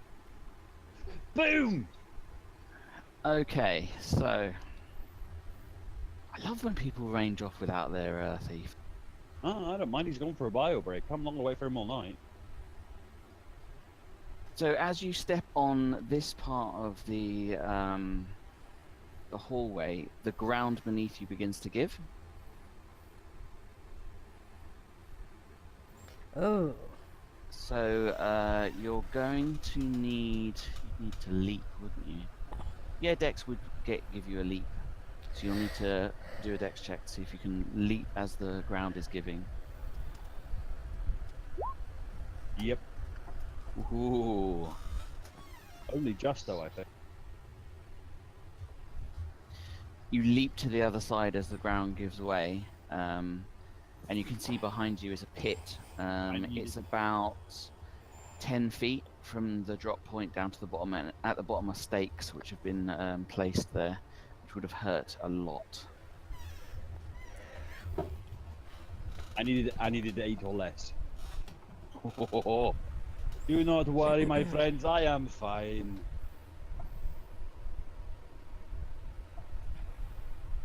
It is definitely an orc trap. That would not hold a bear. It's about 8 foot across.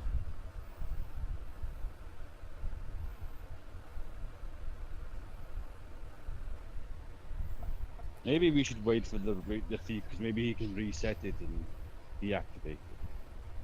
and we can all walk across without trying to jump it.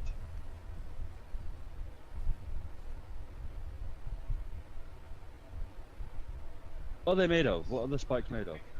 They're stakes. They're wooden. Wooden stakes. And how deep is the pit? It's about. How much did I say? It was 10 feet. About 10 foot. That was an accident. I didn't mean to go that far. Alright.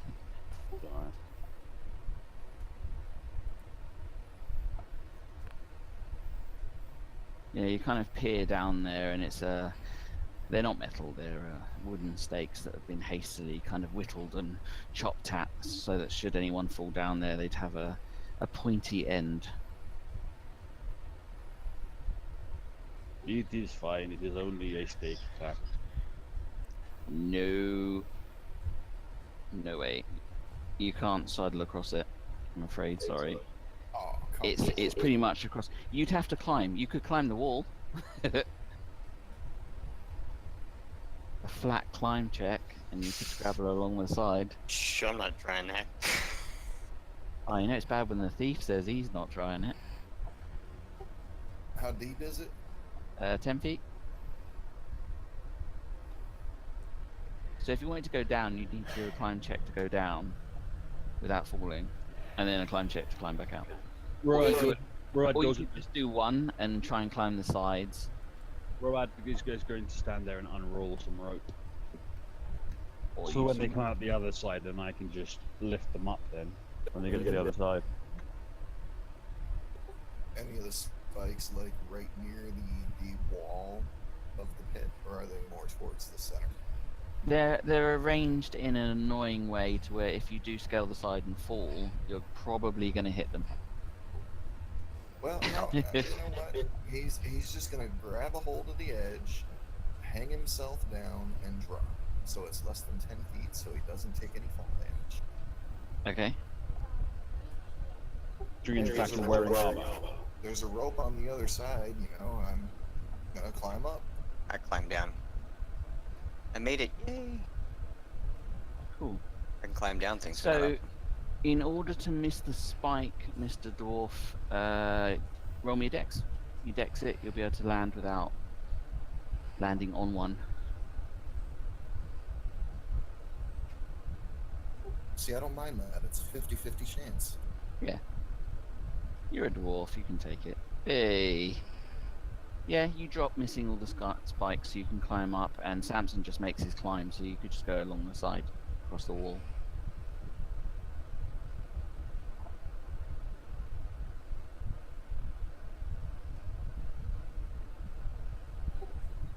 You know, you got a couple of low numbers though when your 3 of your stat checks are 50% or less.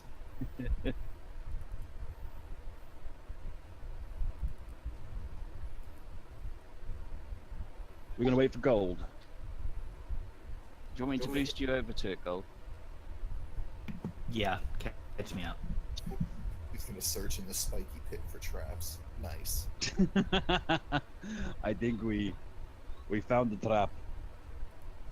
Okay, so yeah, you have a look down there, and you see no one's fallen into it yet. To get down there, you could try and climb down there, or you could just climb across the wall and get straight across because you're a thief. Samson, you made your climb check, so you can literally just go across the wall. Like scrabble Or could I across the wall. suggest another option for you, Gold, is you try and reset the trap and then disable it. The floor gave way. There's no floor. So I can't do a remove trap. No, you'd have to fill it in with earth and stuff. And when I got a shovel. Oh shit, I didn't give Listy her axe back. Still got it. Oops. Thief. That's why she's mad. No, she's mad. She's mad 'cause I threatened her. Even though I was joking. Don't worry. She's the ice queen in disguise.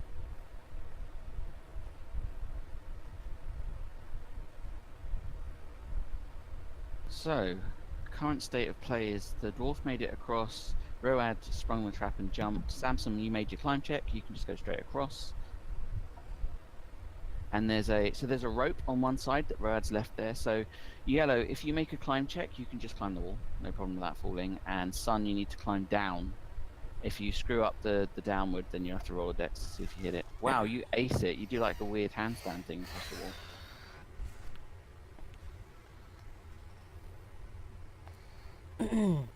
wall. Would it be feasible if I were to just go on and hope that I run into them eventually?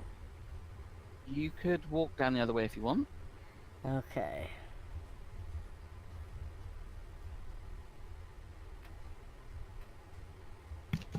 Never eat yellow snow and never split the party.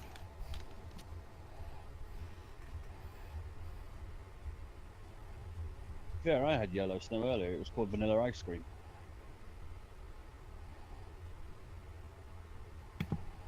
You sure it was vanilla? Yep. Nope. Tasted like vanilla. It's not good enough for me. I think I'm gonna go back and... Yep, I'm gonna climb down.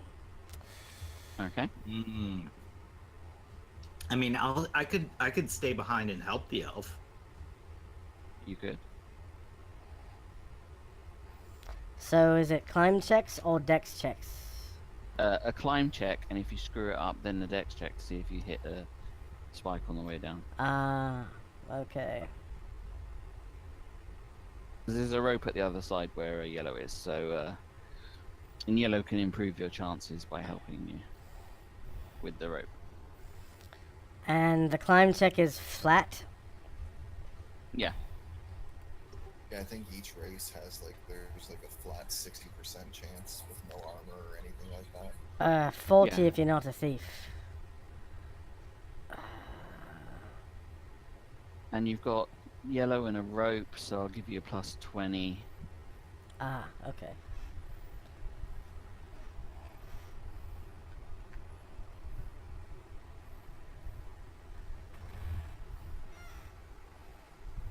Or you could just pull what the dwarf did and, kind of hang and drop down the side.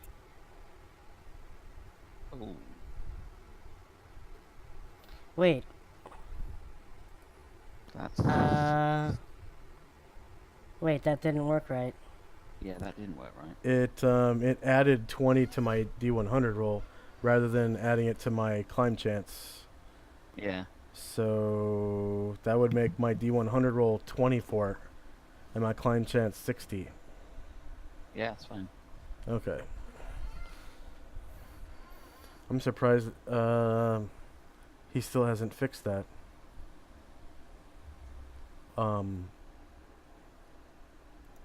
I forget his name. To be fair, Lex probably broke it when he installed his hacks earlier. His name is Alex. Alex. And yes, we might have broken it ourselves, but maybe that's something he hasn't fixed. Not sure. Let me see Well, what sheet we have on You this. make it across without jabbing any important parts of yourself, which is good. Okay.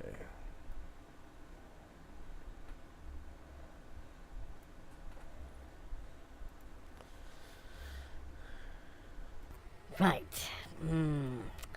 Feels good to be across that. Yep. Well, shall be off then.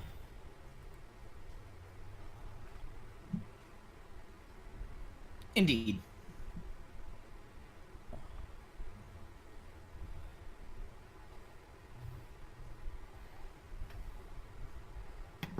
The halfling and the elf catch up to the party. Sweet. Yeah, Gorbin, you can see as you look down that passageway, there's more of this sticky, slimy substance across the floor. Man, it would be nice to, if you could actually tell what color it is. That'd be awesome. The color of the slime? Yep. It's green. No, you shush your mouth. He doesn't know what color it is. It's gray. Oh yeah. It's slime. Is he colorblind?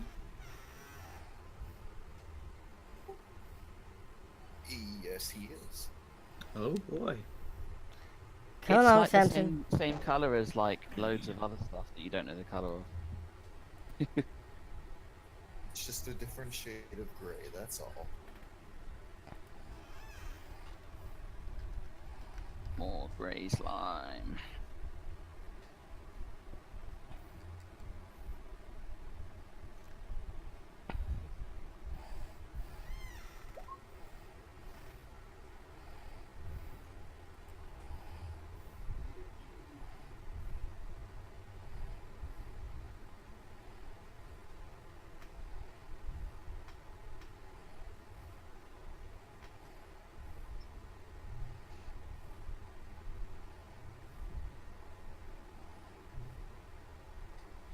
The boots Probably a scoops. trap check on this hall. Well, not if our dwarf's already ran through it, but the next hall that he hasn't ran through yet, I'll scan ahead. Okay. He kind of trumps through the slime. No traps Ew. go off, which is good. And as you round the corner, Oh you no. notice there's another beast.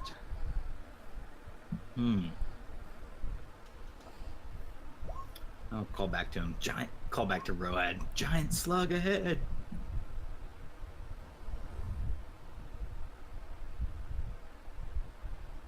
Giant slug doesn't hear you.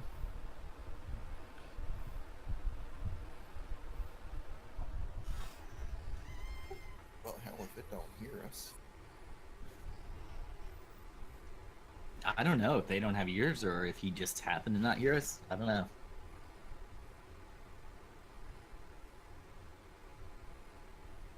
Yeah, I rolled something that makes me want to cry. So it doesn't notice you at all.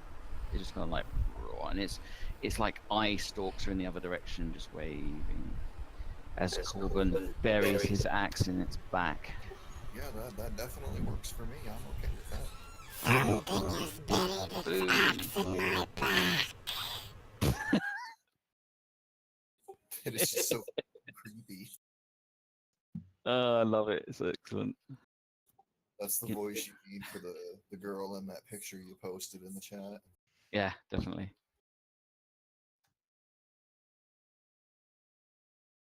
Oh, why isn't it let me do initiative? Here we go. You get your free attack on the slug, and yellow is quick off the mark again. Yeah, I learned not to give these things a chance to lick me. They hurt. Yeah, you've had some bad lickies.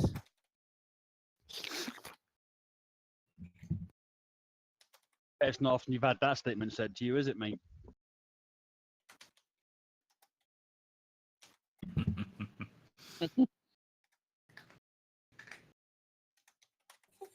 What If will our we halfling weren't- do? If we weren't streaming, I would respond to that, but I have to keep it PG-ish.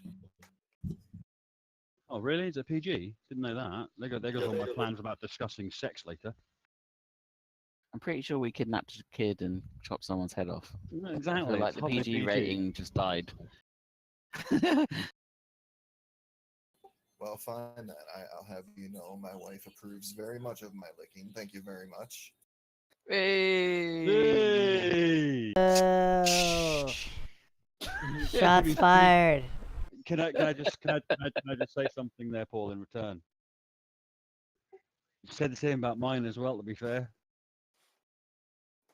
Oh no. Yeah, I went there. I went there. Good thing we're not married to these slugs, huh? Good job.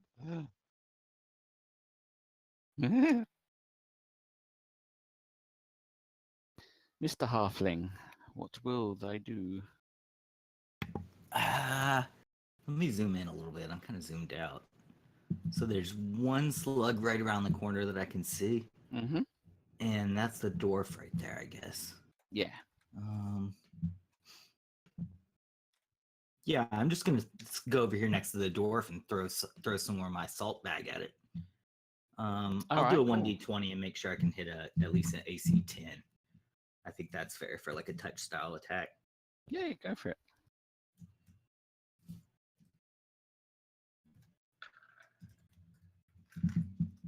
Nice.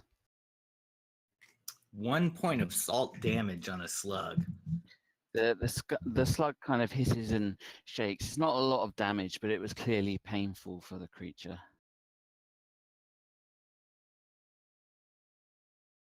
Gorban.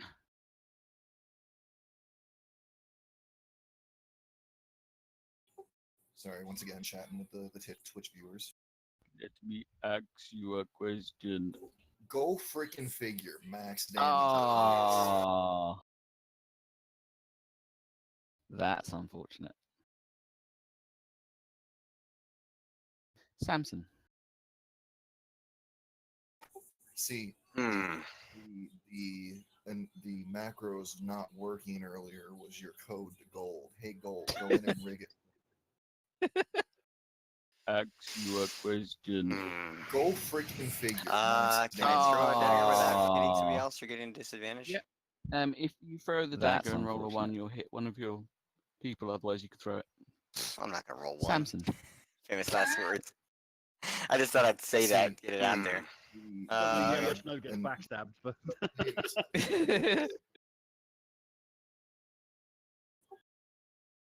Oh. Goes whizzing by someone's head.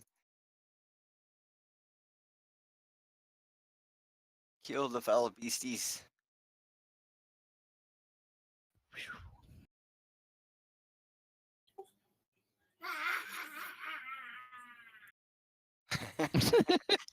Apparently, the slug made some noises. Rah, rah, rah, rah, rah, rah, ha, ha.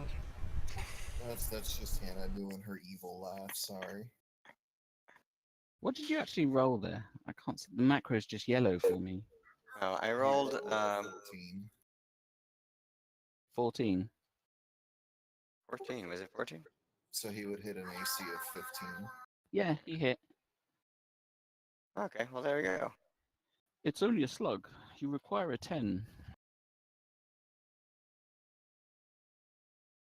Slugging it. Thunk. Pardon me if I'm a bit sluggish. I was thinking, I'm slugging it. No. Yep, your dagger thuds into its hide and kind of sticks there. Thank you, Lex. Right. The slug slowly wheels around at the person who threw salt at it. Its natural enemy and attempts to attack Yellow. Yeah, hide armor and good dex, Oh, but it he hits. still hits me. You Alright, take does 3. this damage any of my goods or just my hit points? Just your hit points. It just kind of burns your skin. I'm on 10 hit points.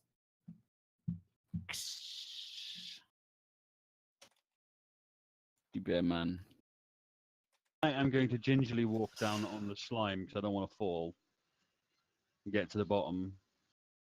And then I'm going to try and stab over the shoulders. Yep. Again, I'm going with a two-handed spear. Like that one.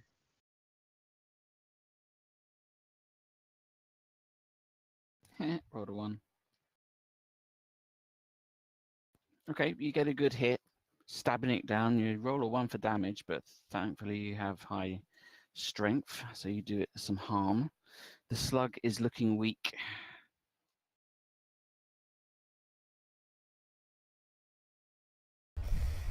Right, so I shall move up and get within view of the slug and try to shoot it with my sling. Yep.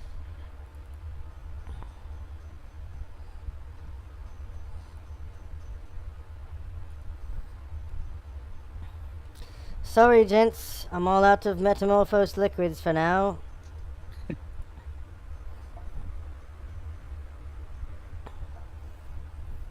AC 6 would be 14.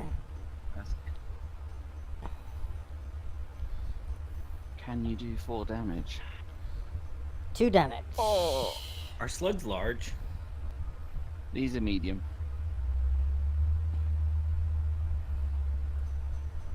Snow, you're up. Gonna. So you said it attacked me, right, with its tongue? Yeah. I'm gonna go ahead and slice at the tongue with my short sword. Nice.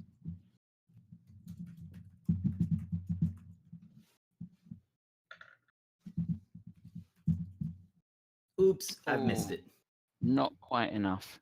It managed to kind of whip its tongue away from your bladed weapon. Splitty McSkull Splitter.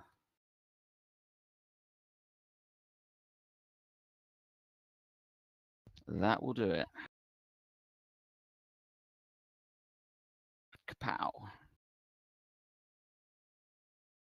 Yeah, you know, it figures you can hit stuff that doesn't have skulls.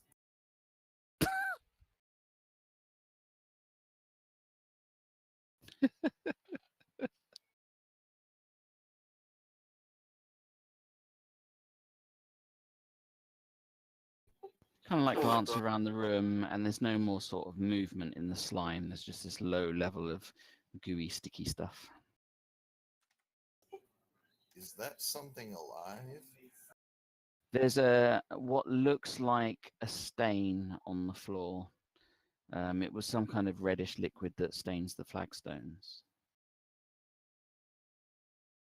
And there's a smell of rotting coming from the room.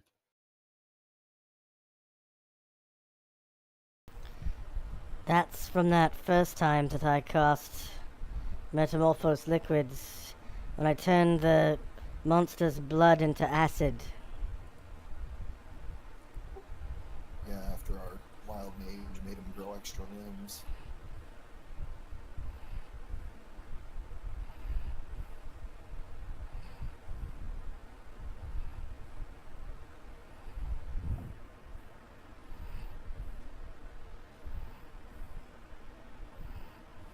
Right, so what's the plan? Are we continuing on? Of course. Stop! Oh no. As you get to here, unsurprisingly, you hear a click. Ah, drat. A trap. Oh. Your dwarf stumbles headlong into a trap and requires a dex check. Is it the dwarf or is it the bear? Oh. Oh. Okay. any other Oh, I one? see where we are now. Okay. I'm just following up. Suddenly you turn the corner and 3 glaives from Krull come out of the wall.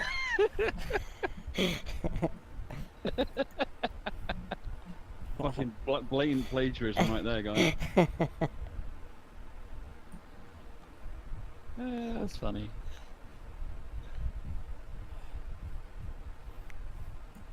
Can he dodge?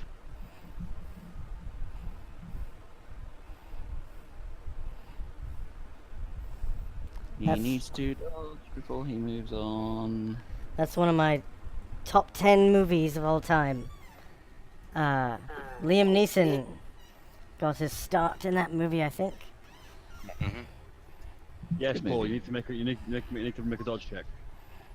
Okay, you're hit by 3 spinning bladed star.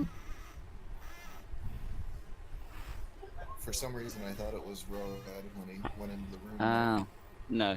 You take 3 damage as they thud into your side. Thud, thud, thud.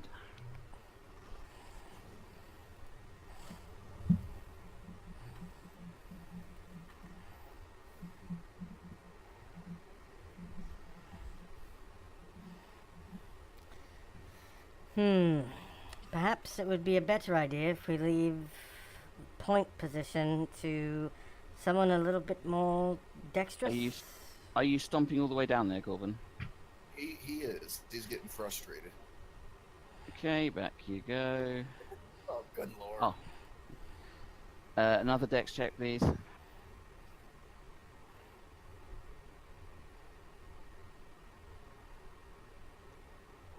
We should really make this a macro. 5 damage as more stars slam into your side.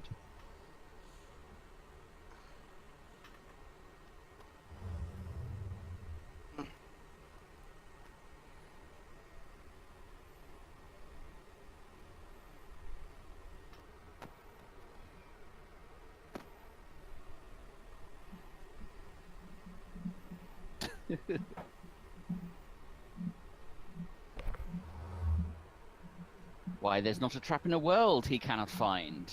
This is true. I have a 100% success rate finding traps.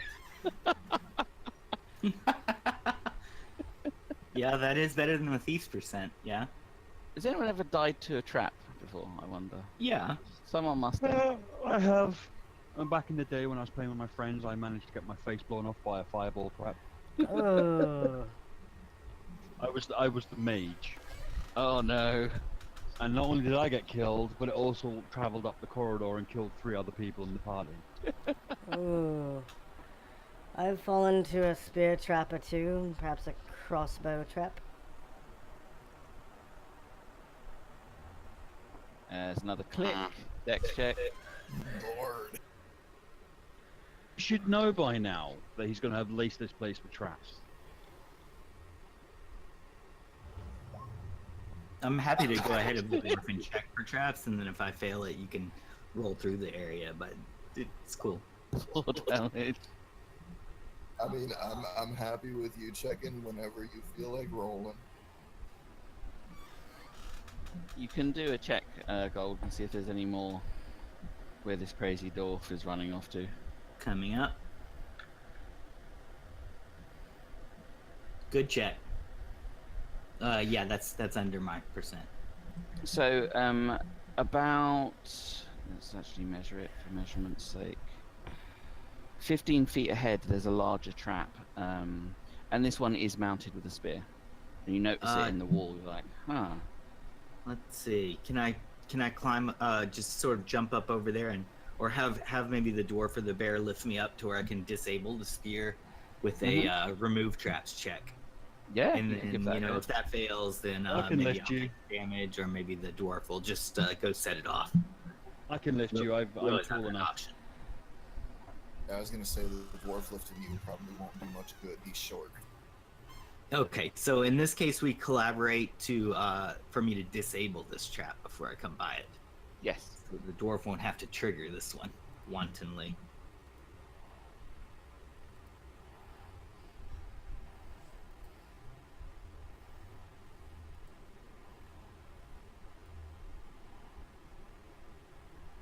Oh, I completely lagged out there.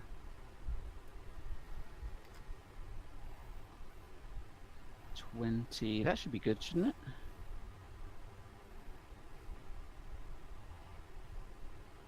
Be good, shouldn't it?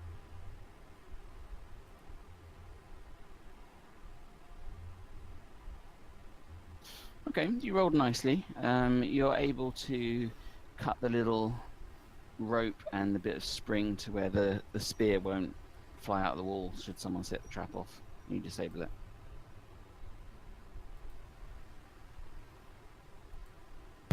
Cool moves, a little halfling thiefage. Yes, that last one would have been painful.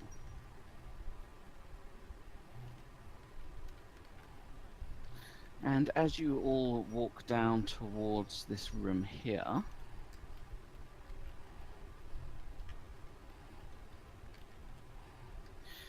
you see it's the large room that's full of spirits, the ones that Road summoned last time you were here. It's covered in that same slime that drips and moves as if by some kind of current.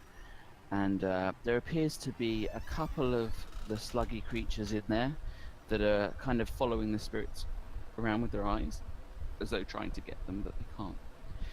In the center of the room is a much larger looking creature. It looks a bit like this. And it looks like a slimy covered worm. It's a large creature. It's as big as Road and a little bit longer in the tail section. So this it is has not one those- of those slugs. This is something No. new. This is Looks something related, else. or totally Yeah. not related. It looks wormy more so than sort of sluggy. Almost kind of caterpillic. Oh my So, god, it's got 12 tits! And it's fairly huge, and it has a massive maw on it that looks like it could do you a lot of harm. And as it's 12 o'clock, that is where we'll leave it. Dun, dun, dun. Mm. Man, exciting. We got some good fighting in today because Good it started off with job, fights right at the guys. start. Yep. Thanks for DMing. Yeah, it was a good game. I Good really game. enjoyed that fight at the beginning. Yeah. 100% trap finding. Awesome. Right, good night, guys. I'm going to head off 'cause I've got to get up early tomorrow. 100% Good playing, climb Bearman. walls failing. Yeah, thanks for coming, everyone. As always, it was fun DMing for you guys. And I will see you guys next week. I'm always on Discord, so chuck me a line if you need to. Alright, take care. Right on. Yep, catch you guys next week.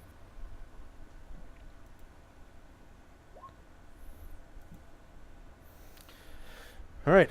If you like who we are and like what we do, if you scroll down, if you're watching us on Twitch live, if you scroll down, you'll find links to our